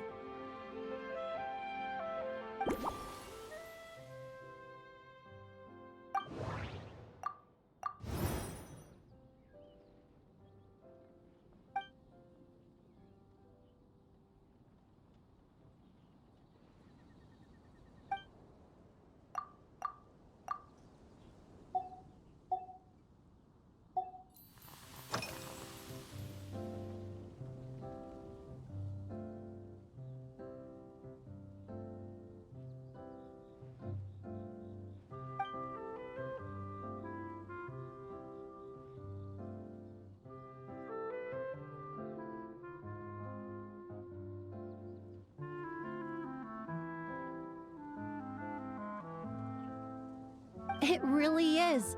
A while earlier, I watched a whole run of fair weather clouds float by, fluffy as pillows. It's not overly humid either, and the wind is gentle too. In such conditions, one's sense of smell is heightened, but not to an excessive degree. When scents are blended well, they naturally combine with the ambient context, leaving particularly powerful impressions.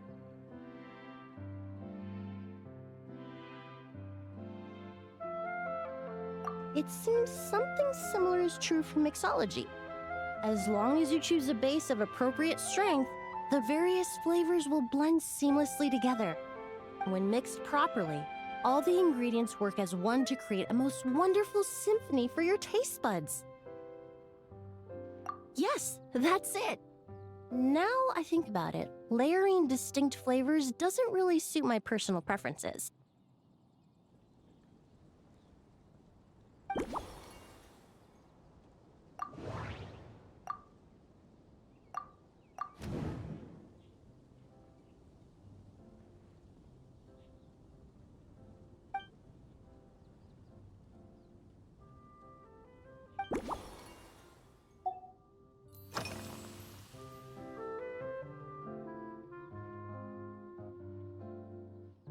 Usually, after work, my friends from the Maison Gardiennage sometimes treat me to a few drinks.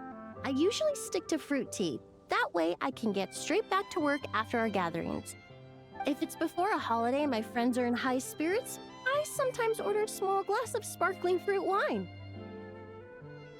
There was an officer named Terena who used to treat me to aged Corte wine. But since she was transferred to the Special Security and Surveillance Patrol, we haven't had the chance. In the world of science, high-proof alcohol is a widely used solvent. I've grown well accustomed to the smell of it by now. Besides, when I'm slightly tipsy, my state of mind changes, which in turn alters my approach to perfumes.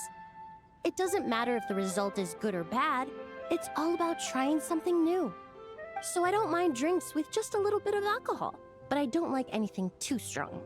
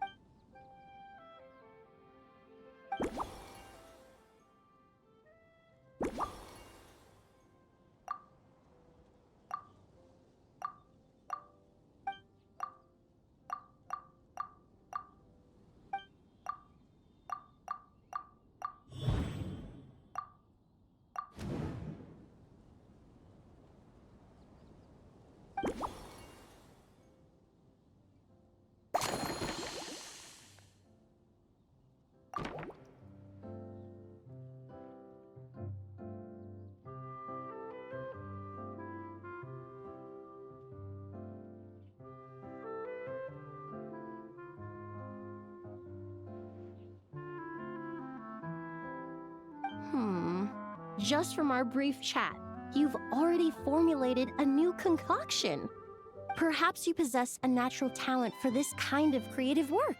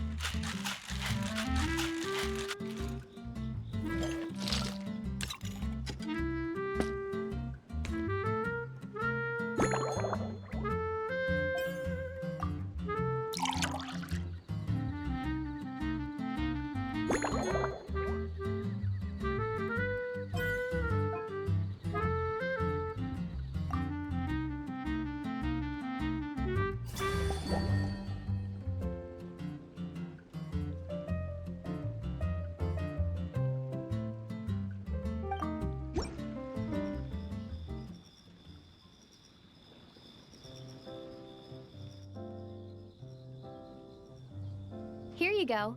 A new and improved Emily-inspired Lumidews Twilight. I haven't come up with a name for it yet. The colors are cooler and more refreshing, and the fragrance is delightfully subtle to match. Are these bright specks on the surface the crushed petals and leaves of windwheel asters? I'm sure it must taste wonderful. Let me try.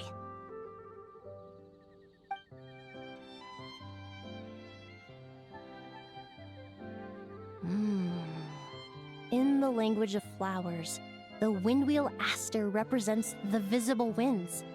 Your cocktail not only captures their form, but also the fragrance they carry. Therefore, I suggest you call this drink Windborne Bouquet.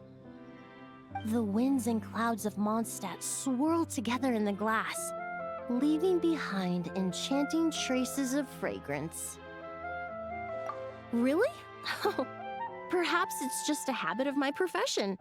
I'm glad you like it. Now it's time to slowly savor this masterpiece. Thank you so much. This trip to Mondstadt has been so rewarding. This is the most memorable cocktail I've ever had. Once I get back to Fontaine, I will attempt to recreate this moment as both a fragrance and a perfume. Once I've perfected the recipes, I hope you'll do me the honor of being the first customer to experience these new products. Until then, I look forward to seeing you in the Court of Fontaine.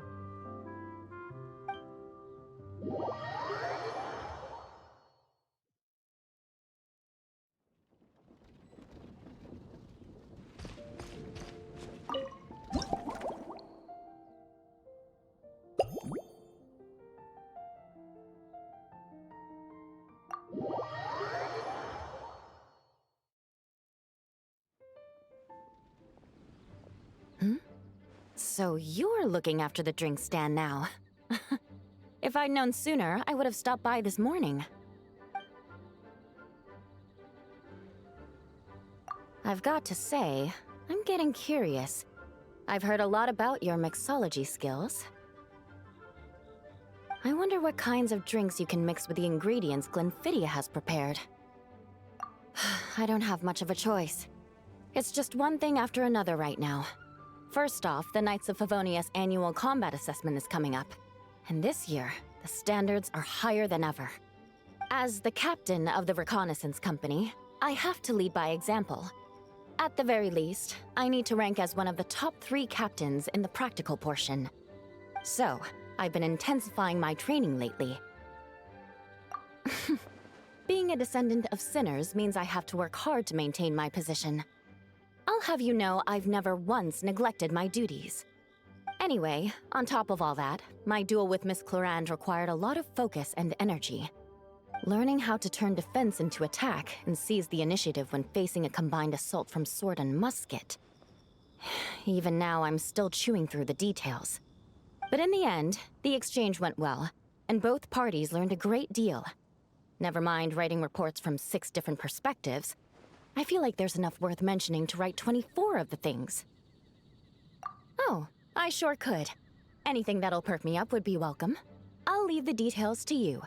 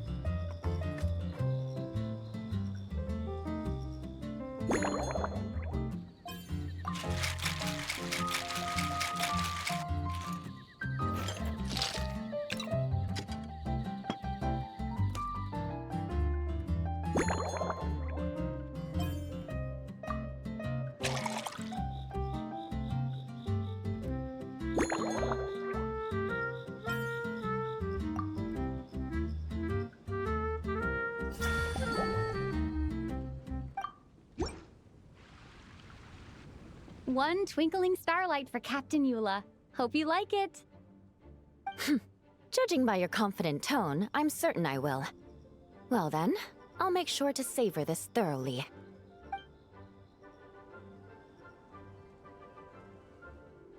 Huh, not bad. Sweet and tingly, with a delightful airiness. The fizzy water really brings it to life. I suddenly feel full of vim and vigor. But just one glass doesn't quite scratch the itch. How about something with a bit more bite?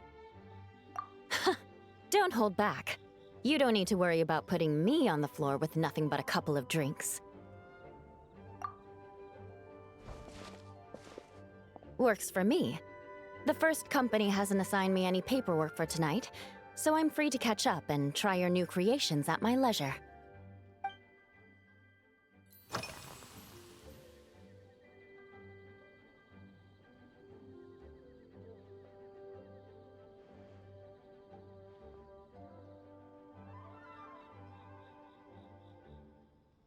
That's right. The merchant I got it from called it Romaritime Flower Fruit Extract. It has a very unique smell. Here, have a bottle. Oh, it's a necessary courtesy. In that book Miss Magistus lent me, The Blade Dancer, 20 Years On, it says, after a duel, a Fontanian swordsman will politely invite their defeated opponents to a banquet.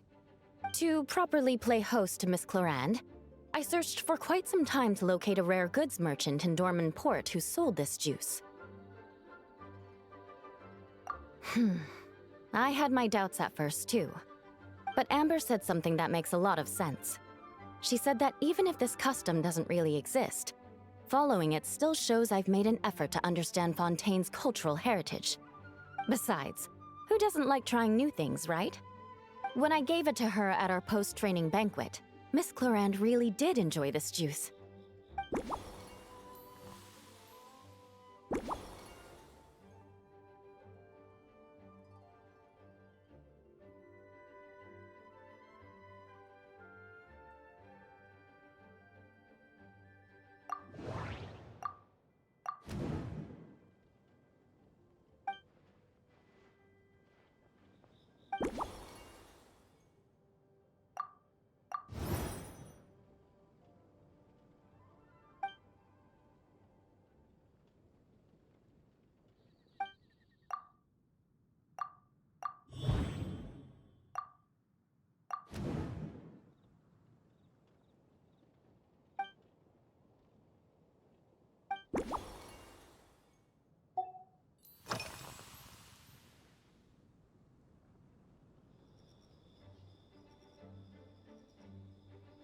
Oh my.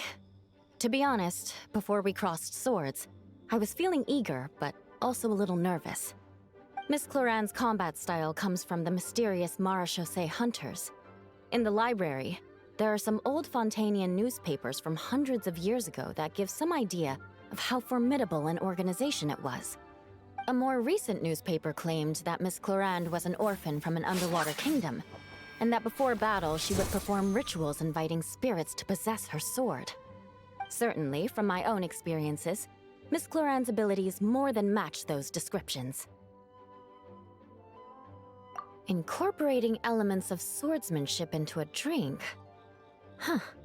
Certainly a creative idea, I'll give you that.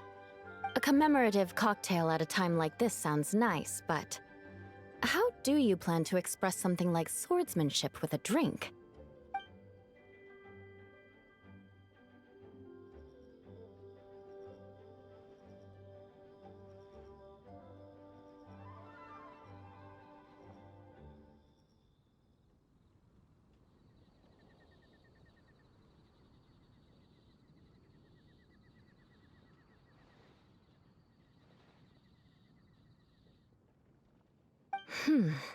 That definitely matches the description I read in that book.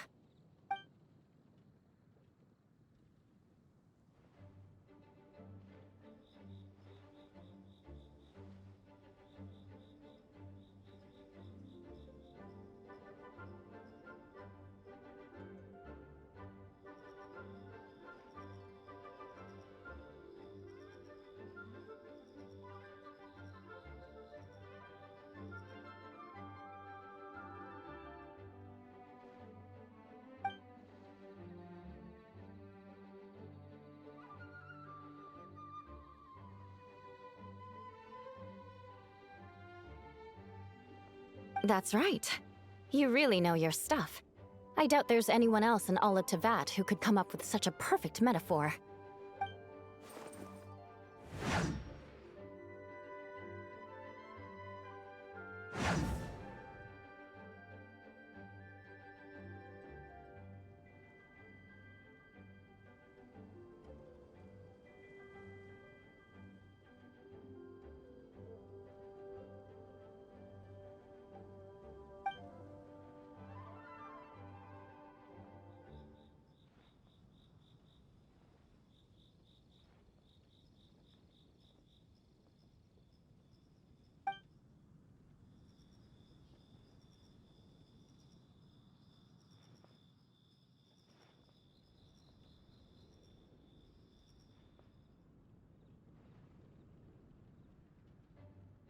There's no need to make it sound so fancy.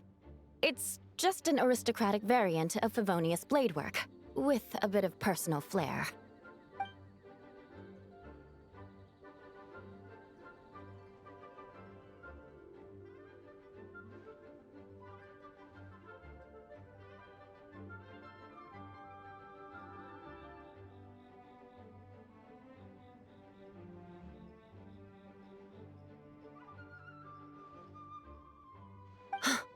Firewater.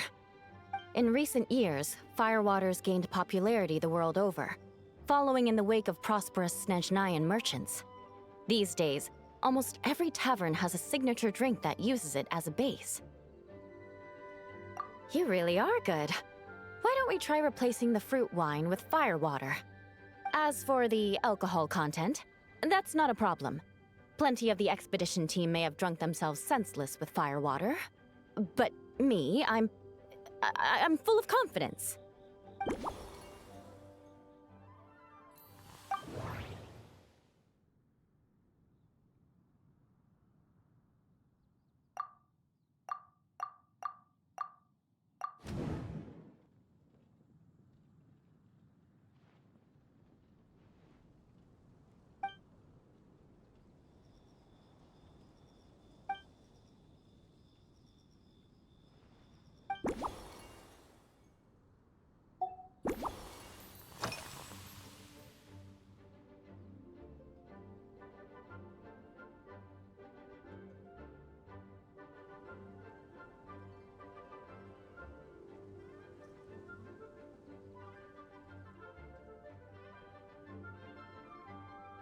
Yes, I have.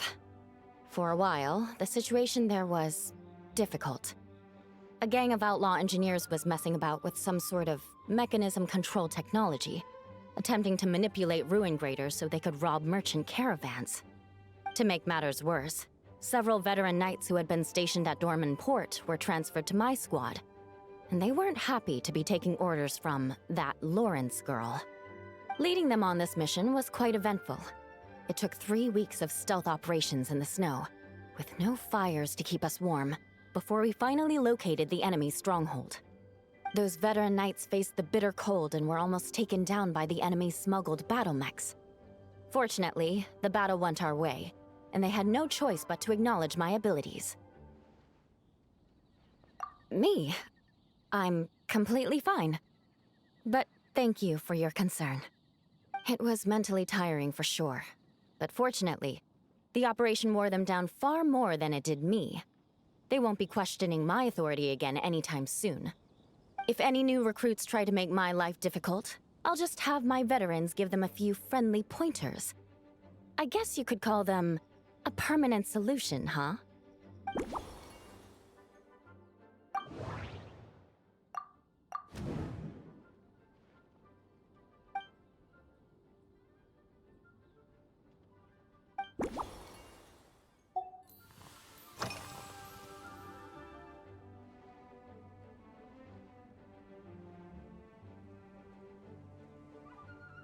If you want to know what I've been eating recently, I'd better start by mentioning the logistics company's latest revolution.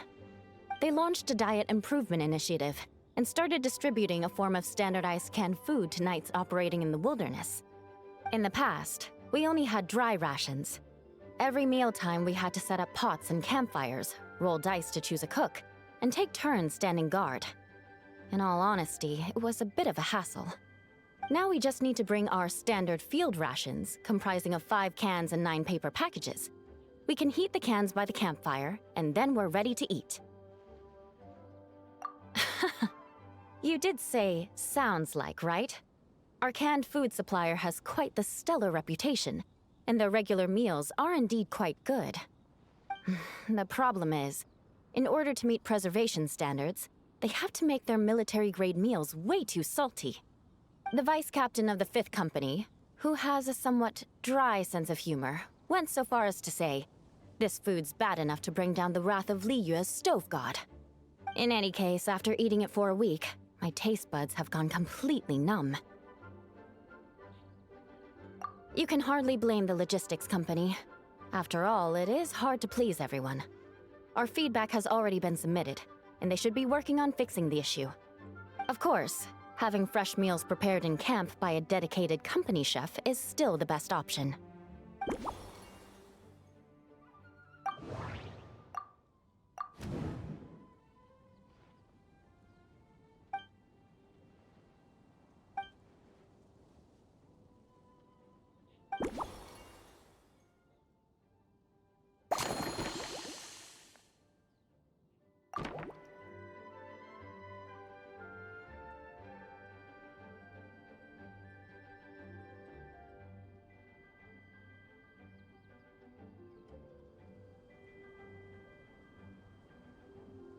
Brilliant!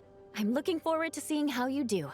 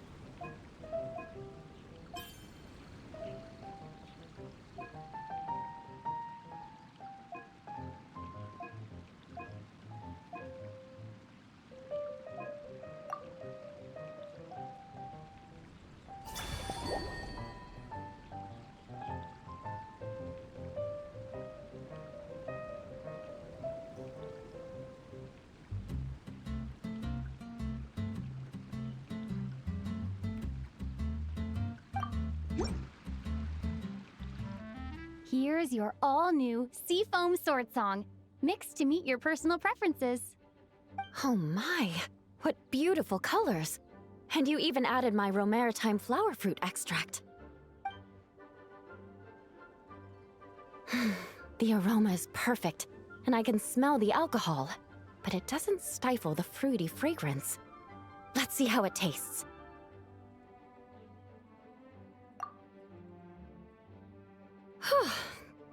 Give me a moment to come up with the right words. I need to think carefully. I know it's unbecoming of a lady, and a proper connoisseur would savor their drinks slowly. But I'm sorry, this is just too good to be true. Can you mix me another?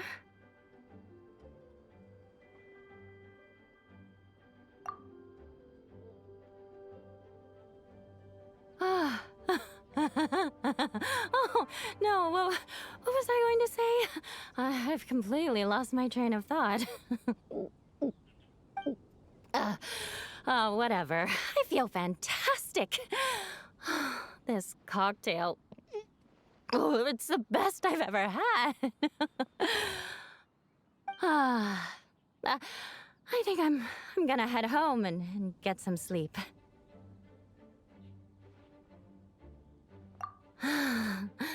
Don't worry about me. This is the happiest tipsy I've been in years. I'm still far from being drunk.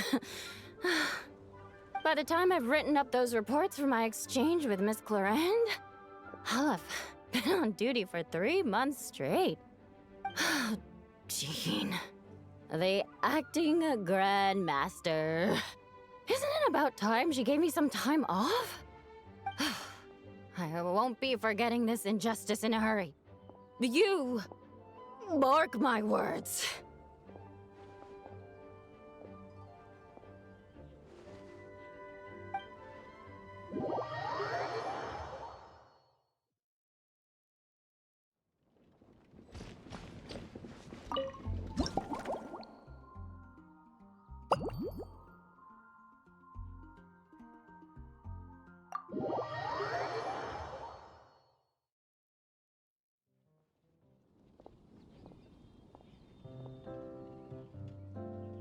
Suspicion confirmed. While patrolling the area, I was sure I'd sensed a familiar presence, so I came over to take a look. And sure enough, here you are.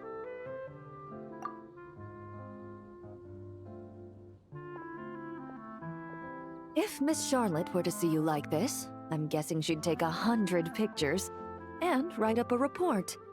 Sword-wielding traveler's secret side hustle. Exclusive cocktails from Tevat's Explorer Extraordinaire. You'd make the front pages of every major newspaper. And there'd be crowds of Fontanian tourists flocking to your drink stand, causing gridlock on the streets of Mondstadt.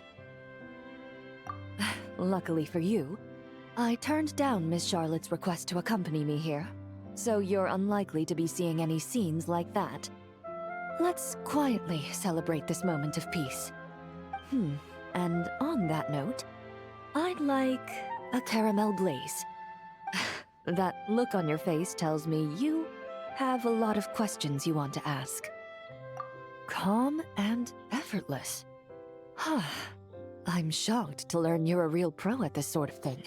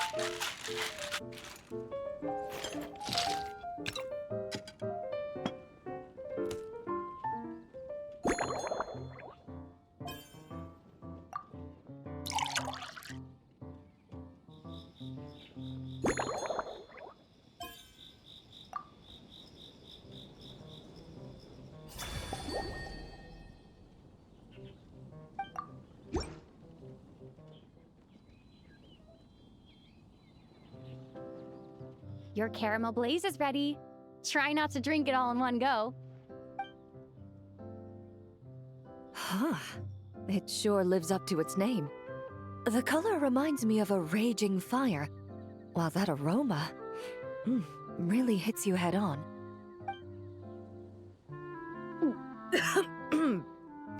It's quite strong. I'm all right. I just need a little time to get used to it. As I recall, the last time I drank alcohol was at a wine tasting event that Navia invited me to last year. I only had a small sip of Sassica wine, and it was nowhere near as strong as this concoction of yours. From a purely rational perspective, alcohol can cause dizziness and impair one's ability to work. so it's best avoided altogether. But when Miss Farina saw me off at the docks, she mentioned that Mondstadt is the land of wine and poetry. Since I'm here, I thought I should at least try the local specialties.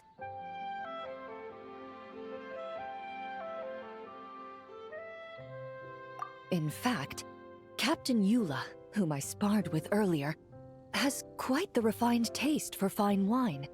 She even gifted me a bottle of Romaritime flower fruit extract, which is no longer produced in Fontaine, and can now only be found overseas. Out of the utmost respect for her skills, I feel compelled to deepen my knowledge of Mondstadt's wines. I truly appreciate all the trouble you're going to.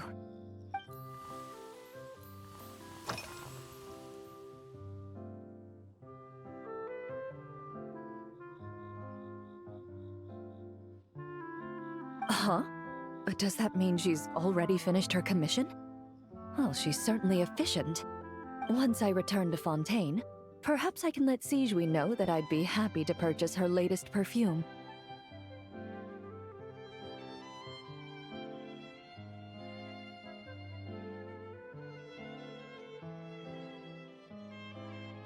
I'm not sure I'd say that.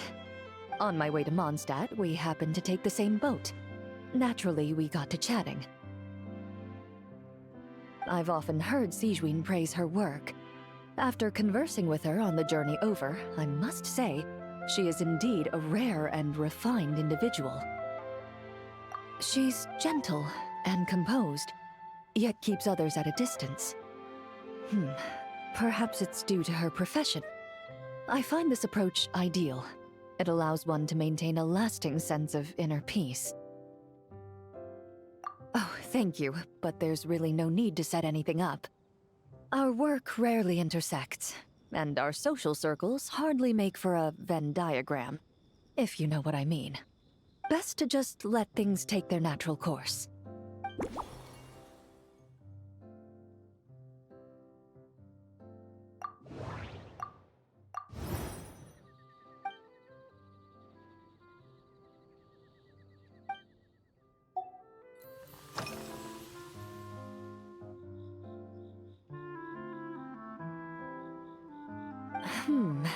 When I'm working, I often drink coffee. But with meals, I prefer a lighter tasting drink, like Buell fruit juice. Since I eat a lot of meat, the slight acidity of the juice helps balance out the greasiness. Over time, I've grown accustomed to the sour taste. After the swordsmanship exchange, the Knights of Favonius rather kindly treated me to some traditional Mondstadt cuisine. I had 8 different meat dishes, and all of them were excellent. The portions were huge, and only the highest quality cuts were used. Everything was cooked to absolute perfection. Of course, there was still room for improvement. When catering to tourists, the sticky honey roast and pile 'em up might benefit from a slightly lighter sauce.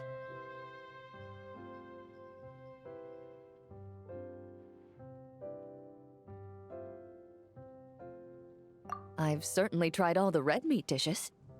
I think I've had enough calories to sustain 3 days of vigorous work, so I've had to decline all subsequent dining invitations.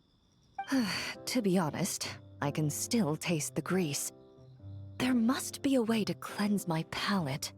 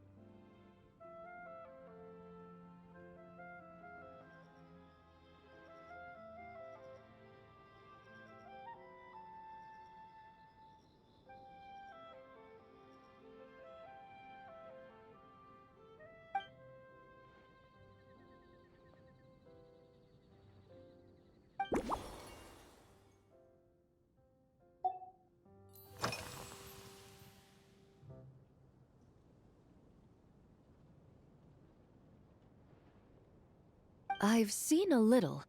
I took a stroll around the city the first day I got here. Navia's done some rather extensive research on this place. Many of the scenes and illustrations for the tabletop troupe were inspired by views of Mondstadt. However, the way she describes the atmosphere in her world building is quite different from the real Mondstadt. The deepest impression I've got since arriving here is one of swords and shields.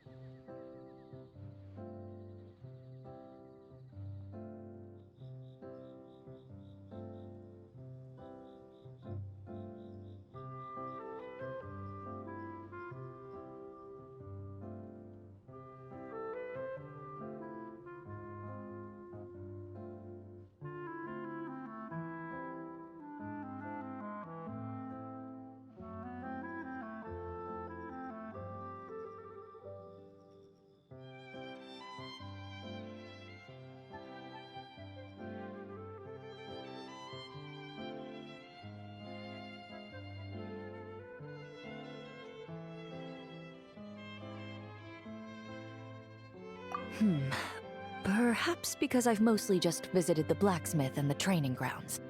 Recently, the newer weapons and armor produced in Mondstadt have been created using a completely different heat treatment process from those in Fontaine, with a higher carbon content in the surface layer. While this has slightly reduced their overall toughness, their impact resistance has greatly improved. These newer weapons give off a smell like overbrewed coffee.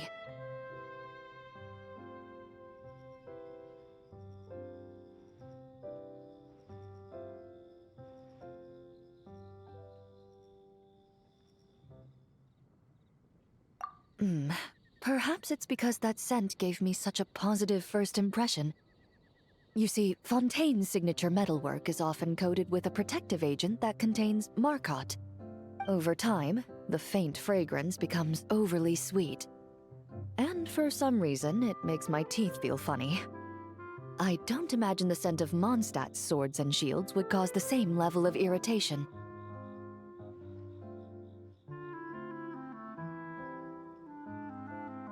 Of course, there is a solution to this problem. The next time you find yourself in Fontaine, there's another protective agent I can recommend. One that's as neutral as water, without any excess fragrance.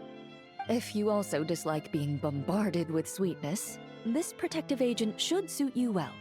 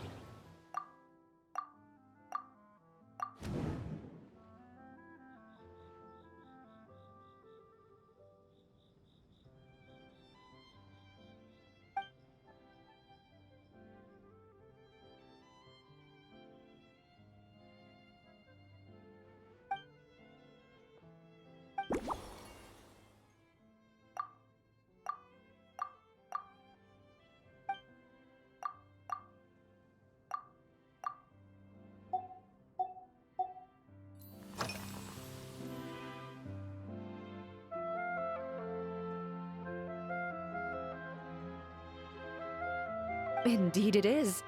The knights codenamed Hazelnut 3 and Hazelnut 5 gave me this crest. I must say, it's exquisite. They told me the design has only just been finalized. Apparently, it's only presented to important guests. They said they're making a badge for you, too, but it hasn't been finished yet.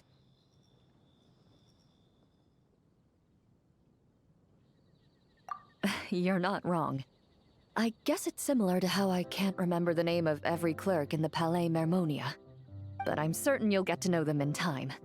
They're clearly seasoned veterans. Even though they work desk jobs, they still turn up in full armor. After handling my affairs, they headed to the tavern for a gathering, saying they wanted to continue last night's duel and determine who had the highest alcohol tolerance. Drinking barrels of beer the night before, yet being able to work with clear minds the next day. Whew. So what you're saying is, while Mondstadters may seem carefree, they actually have an admirable ability to know their limits when it comes to drinking.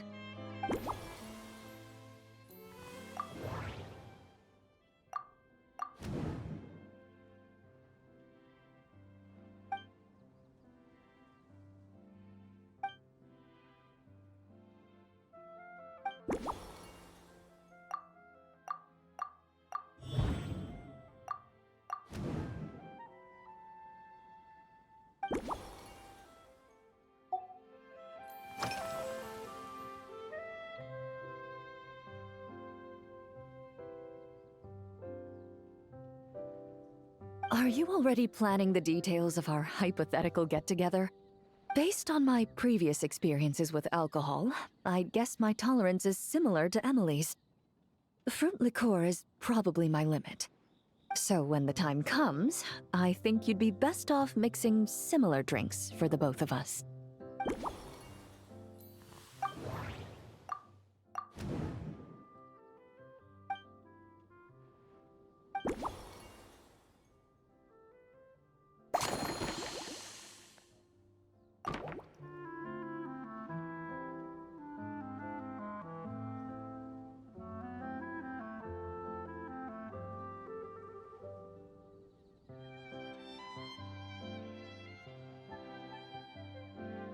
All right, I'll make sure I'm mentally prepared.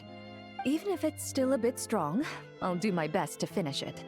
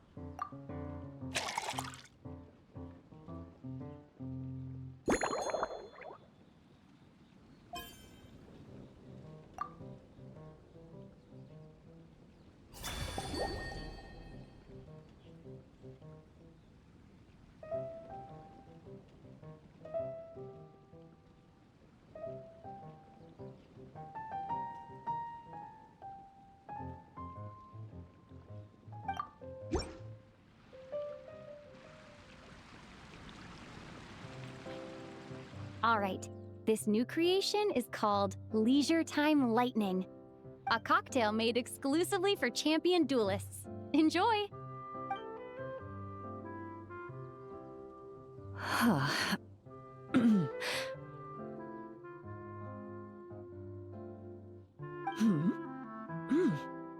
Have you added fruit wine?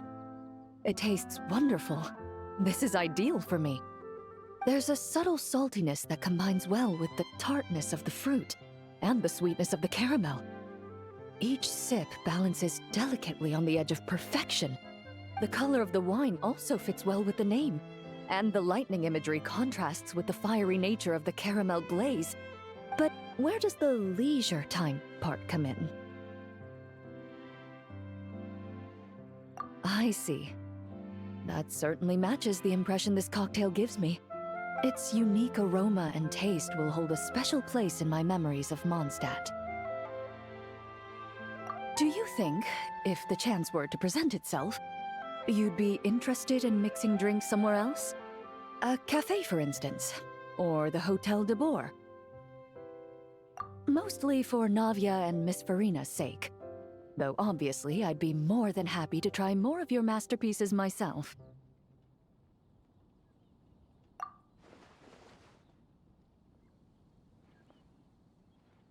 I understand. I won't try to strong-arm you. In any case, I truly appreciate your hospitality. Thanks to you, whether I'm summarizing the key lessons from my exchange with Miss Eula, or discussing strategy with the Knights of Favonius, I'll be in my best condition.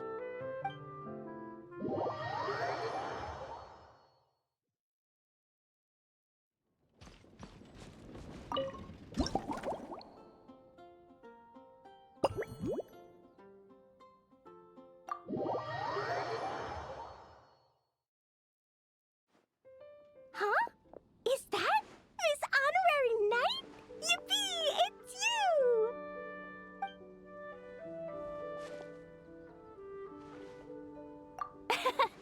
Auntie Eula told Klee that Miss Hertha had found someone amazing to help out. Seeing you here, Miss Honorary Knight, Klee knows this must be the best drink stand in all of Teyvat. You mean this stand isn't already the best? Well, out of all the drink stands Klee's ever visited, Miss Honorary Knight's is easily the best. And no matter what drinks Miss Honorary Knight makes, Klee will definitely think they're yummy. Oh, you want me to be mean? But Klee could never be mean to you. Let me think. I know! I'll pretend to be Albedo! Whenever Albedo reviews Timaeus' work, his face goes super serious, and Klee can hear every word he says. Get ready for Klee's super amazing order! These past few days, I've been having such a blast with Mom all day long! It's been so much fun! Even being sent to solitary confinement couldn't wipe the smile off my face. So, Klee wants to order a fair weather frolic. Anything like a bright sunny day will definitely put Klee in a super duper mood. I wonder what it'll taste like.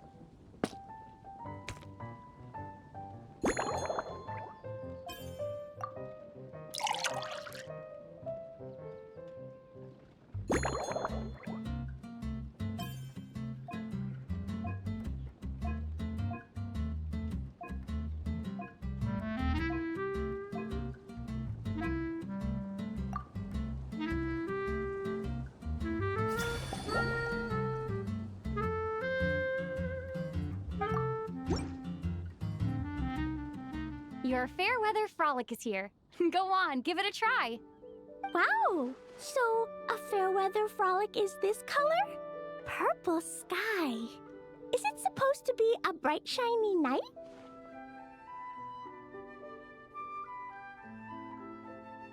Klee will take a sip first. Then you can think about it more carefully.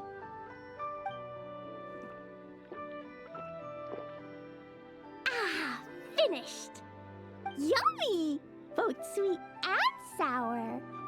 If Klee drank this while eating grilled fish, I could definitely gobble down 2, or 3, or 4, or even 5! But one drink isn't enough. Klee wants to try a drink that tastes like cake. Klee doesn't know what drink to choose. Why don't we decide together, Miss Honorary Knight?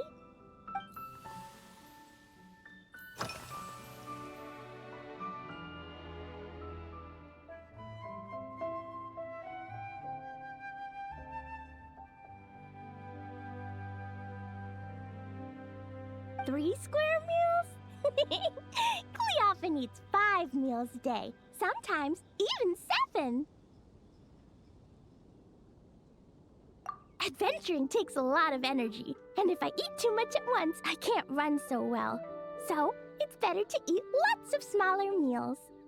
Albedo used to prepare all Klee's meals, and my lunchbox was always arranged so neatly, just like a pretty painting. When Albedo's busy at Dragonspine, Klee goes to eat with the other Knights of Favonius. Kaya's camp is usually the neatest, while Amber sometimes camps in the trees. It's so much fun. Oh, and Auntie Hertha makes the best food.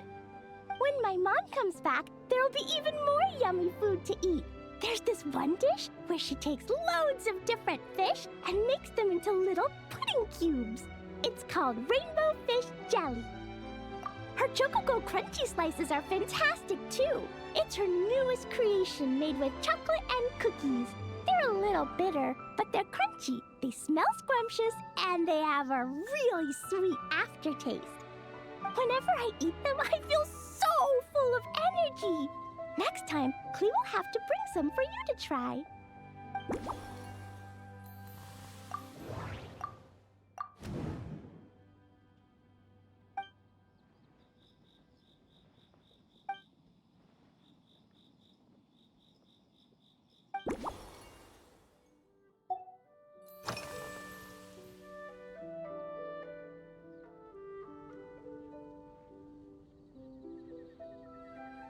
Yeah, when Klee gets back home, I'm gonna eat some salted nuts while reading my book. Klee used to eat cake after dinner, but Master Jean said it's too sugary, and it's not good to eat sugary things before bed. Apparently, it makes you chubby and gives you toothaches. So, Mom got some advice from Auntie Barbie, and now she gives me nuts instead. She says they help my brain remember things better. Nuts don't have much flavor. It's like chewing on grass, but they're okay if you add a little salt.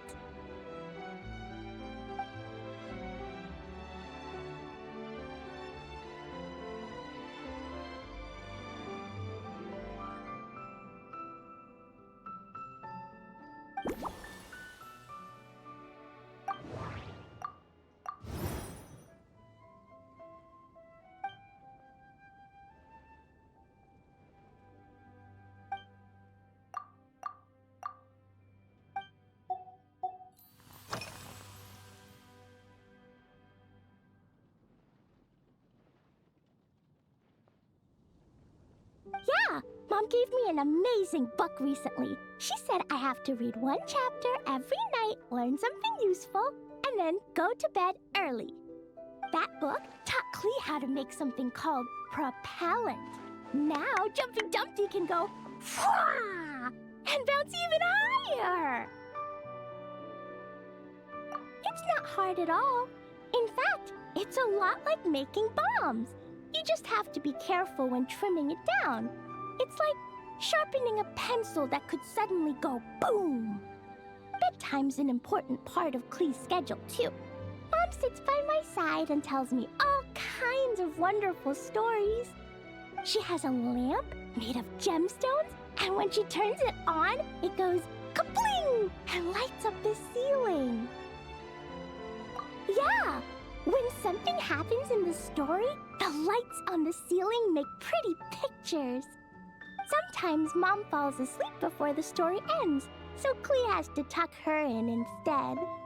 As soon as Klee learns how to use the lamp, I can come tell you stories, Miss Honorary Knight. Klee is memorized so many wonderful stories, enough to make everyone happy every day.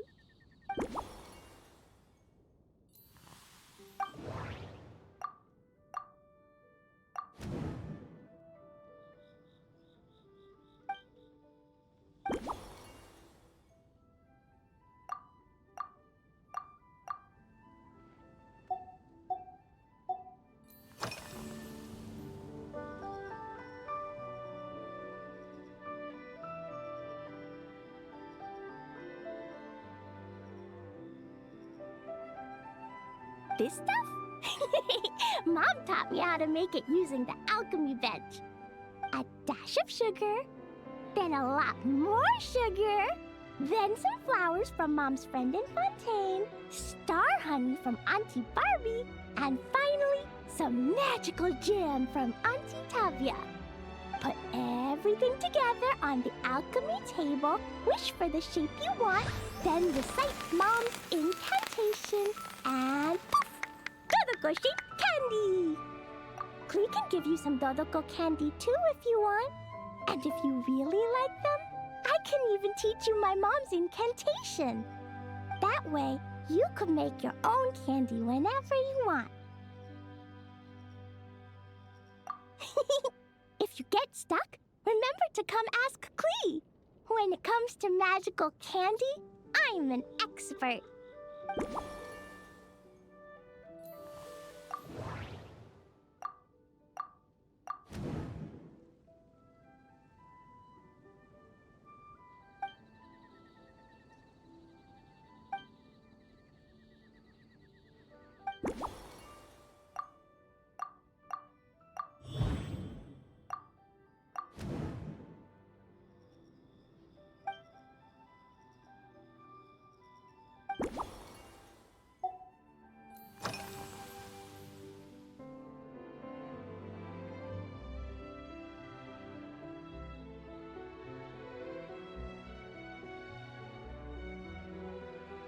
Oh yeah, Klee still wants to eat sweet things, like cake, for example.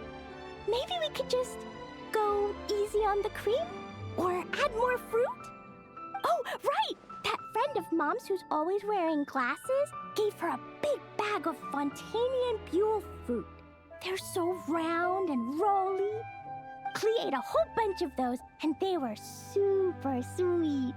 But Master Jean said it was okay, because sweet fruit isn't the same as sweet sugar. So if Klee really has to eat nuts, maybe I can just soak them in some fruit juice first?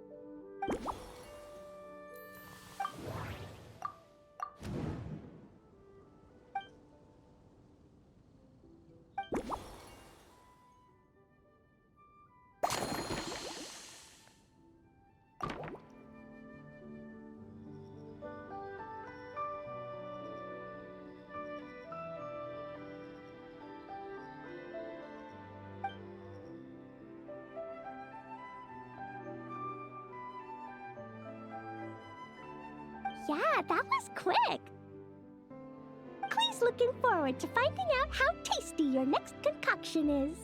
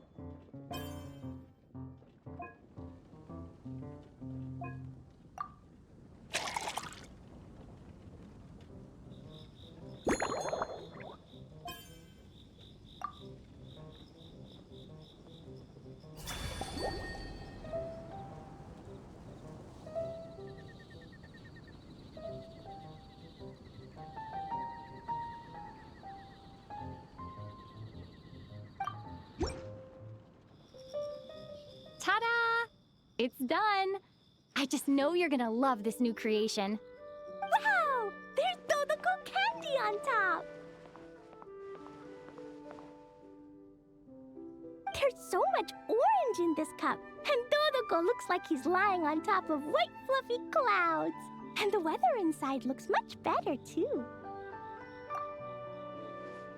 Yummy! It's so delicious!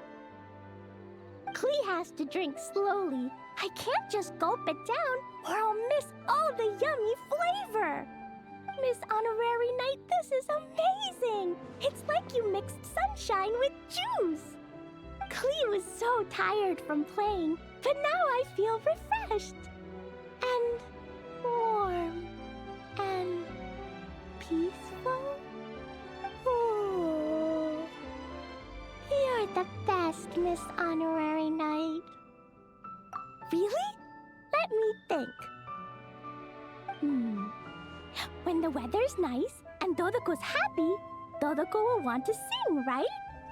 And when Dodoko sings, Klee wants to sing too. So, let's call it Dodoko's Duet. Thank you! And thanks for making such a yummy drink for Klee. Klee's gonna go tell Mom that the best drink in Mondstadt right now is Dodoko's Duet.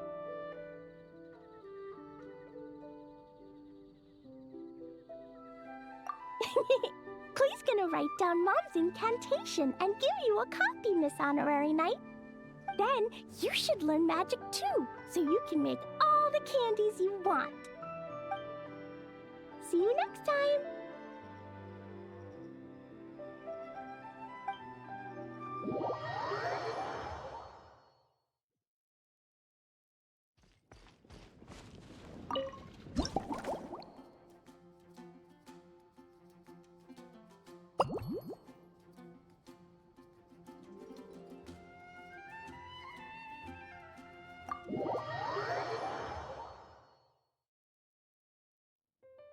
Ha! So Hertha's even roped our honorary knight into helping with this little venture. Now that I'm finally free to relax, it's time to start doing just that. Can't wait to see your skills in action. Give me something that goes well with casual conversation, but still packs a punch. Of course they don't clash. A drink that packs a punch means you have to drink it slowly. And if you want to chat, then it has to go down smooth. So, something with a sweet aftertaste. A conversational connoisseur requires the perfect balance. The most suitable choice on this menu would be the Thorny Lake. It's a drink with a real kick that you can find in almost every bar. It's not enough to know the recipe, though. The key is in the mixing. Some bartenders choose to stick to the tried and tested basics, while others like to add their own personal flair. That's the spirit. Now, show me what you've got.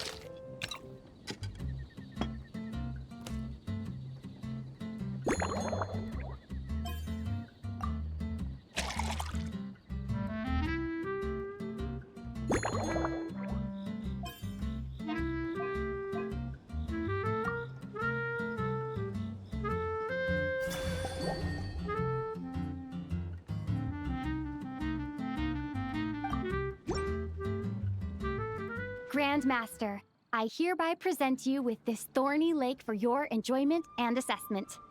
Well, the color and aroma are certainly on point. But as for the balance of flavors, I'll just have to taste it and find out.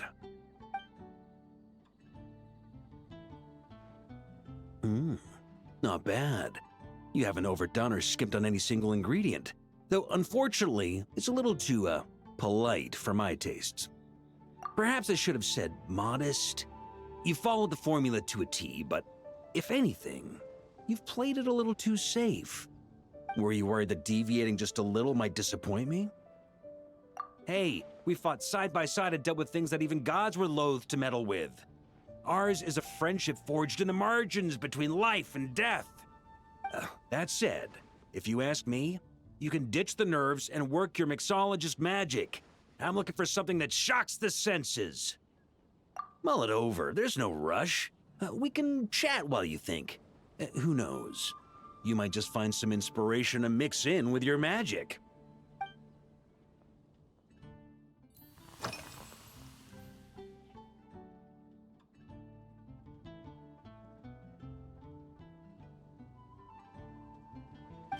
Ha! I like your style. Speaking of this garden, it brings back memories of something that happened many years ago. When I was young, I like to find ruined guards to test my fighting skills, both armed and unarmed. Once, I failed to take down a stray missile, and it ended up destroying a watchtower on the city walls. As punishment, I had to run 50 laps around the city, repair the watchtower, and help rebuild the shattered walls in this garden. Indeed, among the misadventures of my youth, this is one of the most memorable ones. Mostly because that day, Crepus saw me covered in dirt.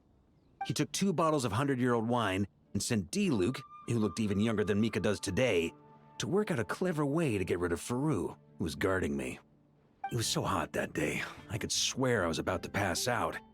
On a whim, I picked some mint leaves, put them in one of the wine bottles, and the result turned out to be surprisingly tasty. After Crepus tried it too, he was full of praise. He even wrote up an official recipe for my spontaneous creation. His customers loved it. Several summers passed, and Crepus kept writing letters about giving me a share of the profits, as though I could possibly accept. Yes, good old Crepus. Faru retired years ago, but he still gives me a stern stare every time we meet. He's a stubborn one. D-Luke, who replaced him, and then Kaya, who took over later, both performed impeccably. Changing times will always belong to the youth. He should have admitted defeat long ago. When I get the chance, I'll have Kaya show him the amazing progress the cavalry company has made.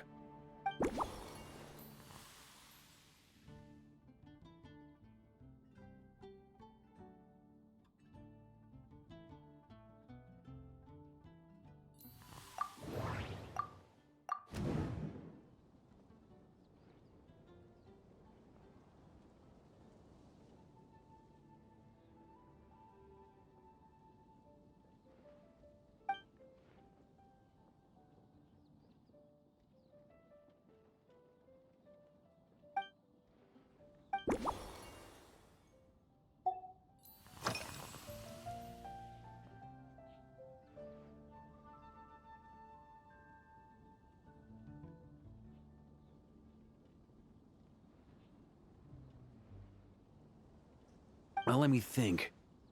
I guess you could say it lacks impact. Even when following the same recipe, the techniques used to mix different ingredients can affect the taste. Sometimes, deliberately creating layers between spirits can bring out the different waves as each one hits the taste buds in sequence. In this regard, too, you've taken quite a tentative approach. Why not be a little bolder? Ha ha ha. You catch on quickly. No need to explain further.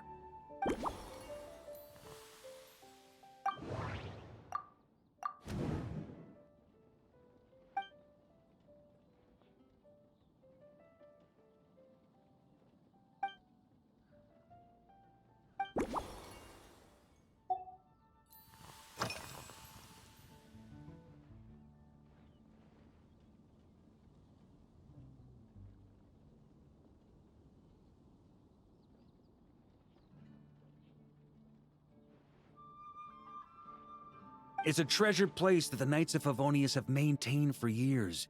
So it makes sense that it's become the go-to location for organizing such things. I heard that while the expedition was underway, you were a great help in giving those left behind the opportunity to put their energy to good use. Sometimes, I look through the photos I've been given from those events. Though unfortunately, there aren't enough to include everybody. My conclusion is that Mondstadt needs to do more to popularize the camera.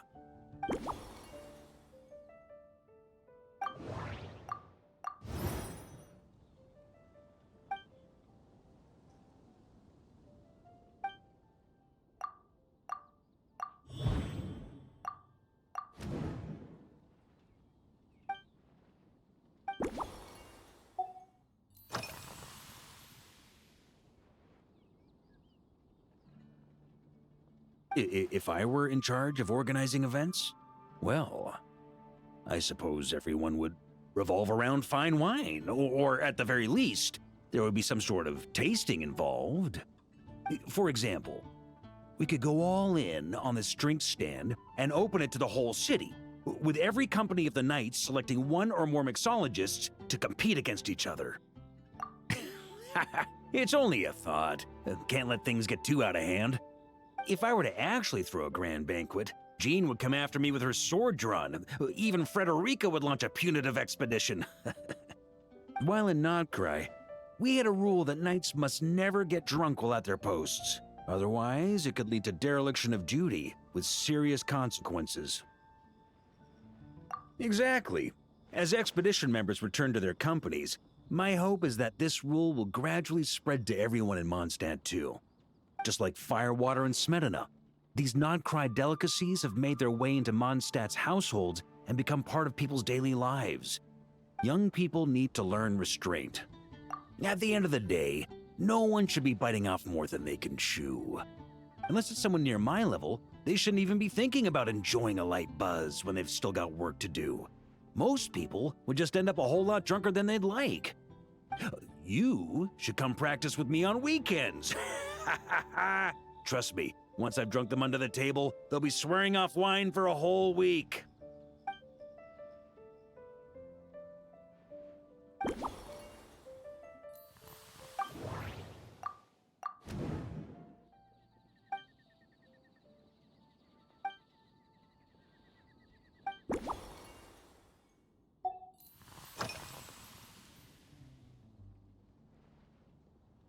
Pretty awesome, huh? It's like a hammerhead that you can fill with wine when you're not using it to pound in nails. It was a gift. Hoffman came up with the idea, Charles supplied the design, Wagner helped cast it. And about 10 or so knights chipped in to pay for the materials. They've been waiting to have a good drink with me. And this is my crucial weapon to aid me in a fair duel with them all. I'm the Grand Master, after all. I've been drinking a lot longer than them. I've practiced more assiduously, and I have a bit more meat to absorb the blows. So it's only fair to my subordinates that I drink a teensy bit more per round. Wouldn't you agree? Of course, some of them have been training as long as I have, and those ones won't be getting any special treatment. Take Hazelnut 3 and Hazelnut 5, for example. Both were skilled warriors who helped me deal with Eric back in the day. Nowadays, I have them helping Jean with miscellaneous duties. At today's after-work cooldown, they insisted on trying to keep pace. In the end, they lost our game of darts and ended up passed out on the floor. I've already told Jean that I won't be approving their leave request for tomorrow, no matter what.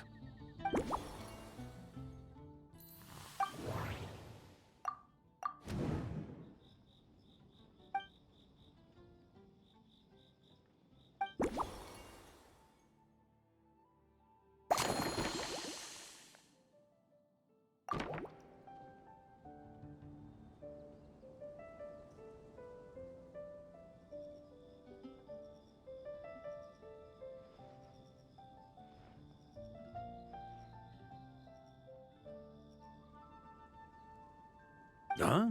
Oh, feel free. Whatever you're about to do, I've got a feeling I've hit the jackpot.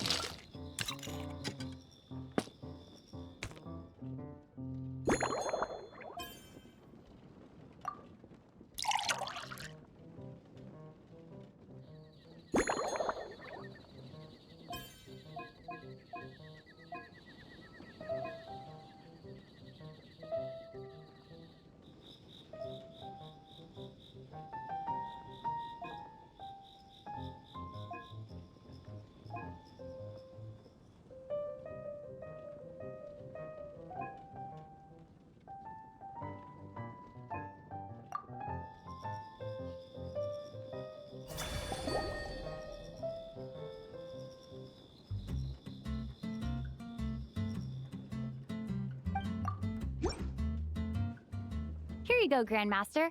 A cocktail just for you. I guarantee you won't find this one too polite. Such a spirited drink. How did you make this? Well, that burning scent of firewater. Oh, it's as if the very air were about to ignite. This is more like it.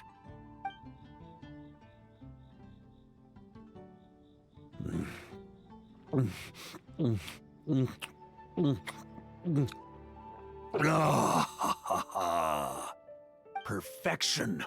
It's clear that once you let go of your inhibitions, your talents really shine through. That first hint of mint is like a cooling feint that masks the firewater underneath. By the time the sweetness dissipates, the firewater is already slipped in behind your guard, ready to deliver a powerful strike of intense flavor. Oh, it's exactly the impact I was hoping for. That's the most ingenious part. Firewater's greatest flaw is a lack of aftertaste, but the Smetana perfectly maintains the flavor at the peak of its intensity. It's hard to imagine something this good was created by a mixologist who doesn't even drink firewater. I think it has the potential to become a firm favorite in Mondstadt and Nodcry.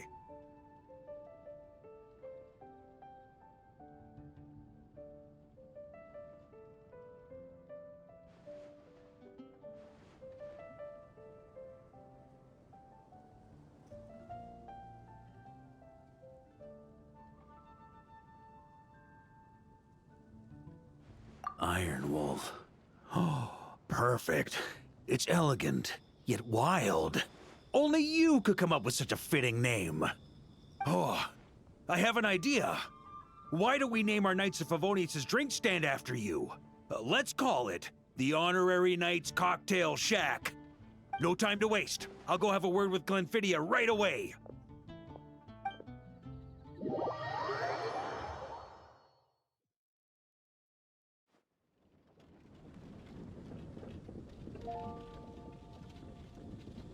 Hey there, traveler!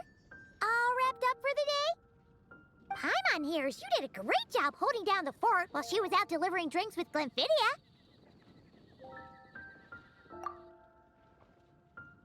Whatever the reason, the Honorary Knight is clearly one of the most talented mixologists in Mondstadt. Considering how short a time she's been doing this, I believe that someday she has the potential to give the legendary bartender at the Cat's Tail a run for her money. I fully support your decision, Grandmaster. The Honorary Knight has really put in the hard yards. The drink stand will remain open for a little while longer to provide a proper welcome to our returning expedition members. Then, once we locate suitable premises, we also plan to look at operating a permanent service. Hooray! Everyone in the Knights of Favonius will get to drink all the delicious cocktails they like! Nothing short of what I'd expect from a true disciple of Hertha. You've really considered this thoroughly, Glenfidia. Also, if I may, Honorary Knight, regarding the special cocktails you've developed, would you mind leaving the recipes with us? We'd like to add them to the official menu. Paimon feels like there's something you still want to say. Let Paimon have a guess. Based on your personality, you probably want to introduce the origin of each different cocktail. That way, customers will know who inspired you to create these amazing drinks. No problem at all. If you need, I can even have someone draft the paperwork on your behalf to secure you the rights to these new recipes. I hope when we recruit some new bartenders, they'll be able to learn from your incredible skills. Even if they can't quite match your work, if they could be 2/3 as good, that would still make them industry leaders.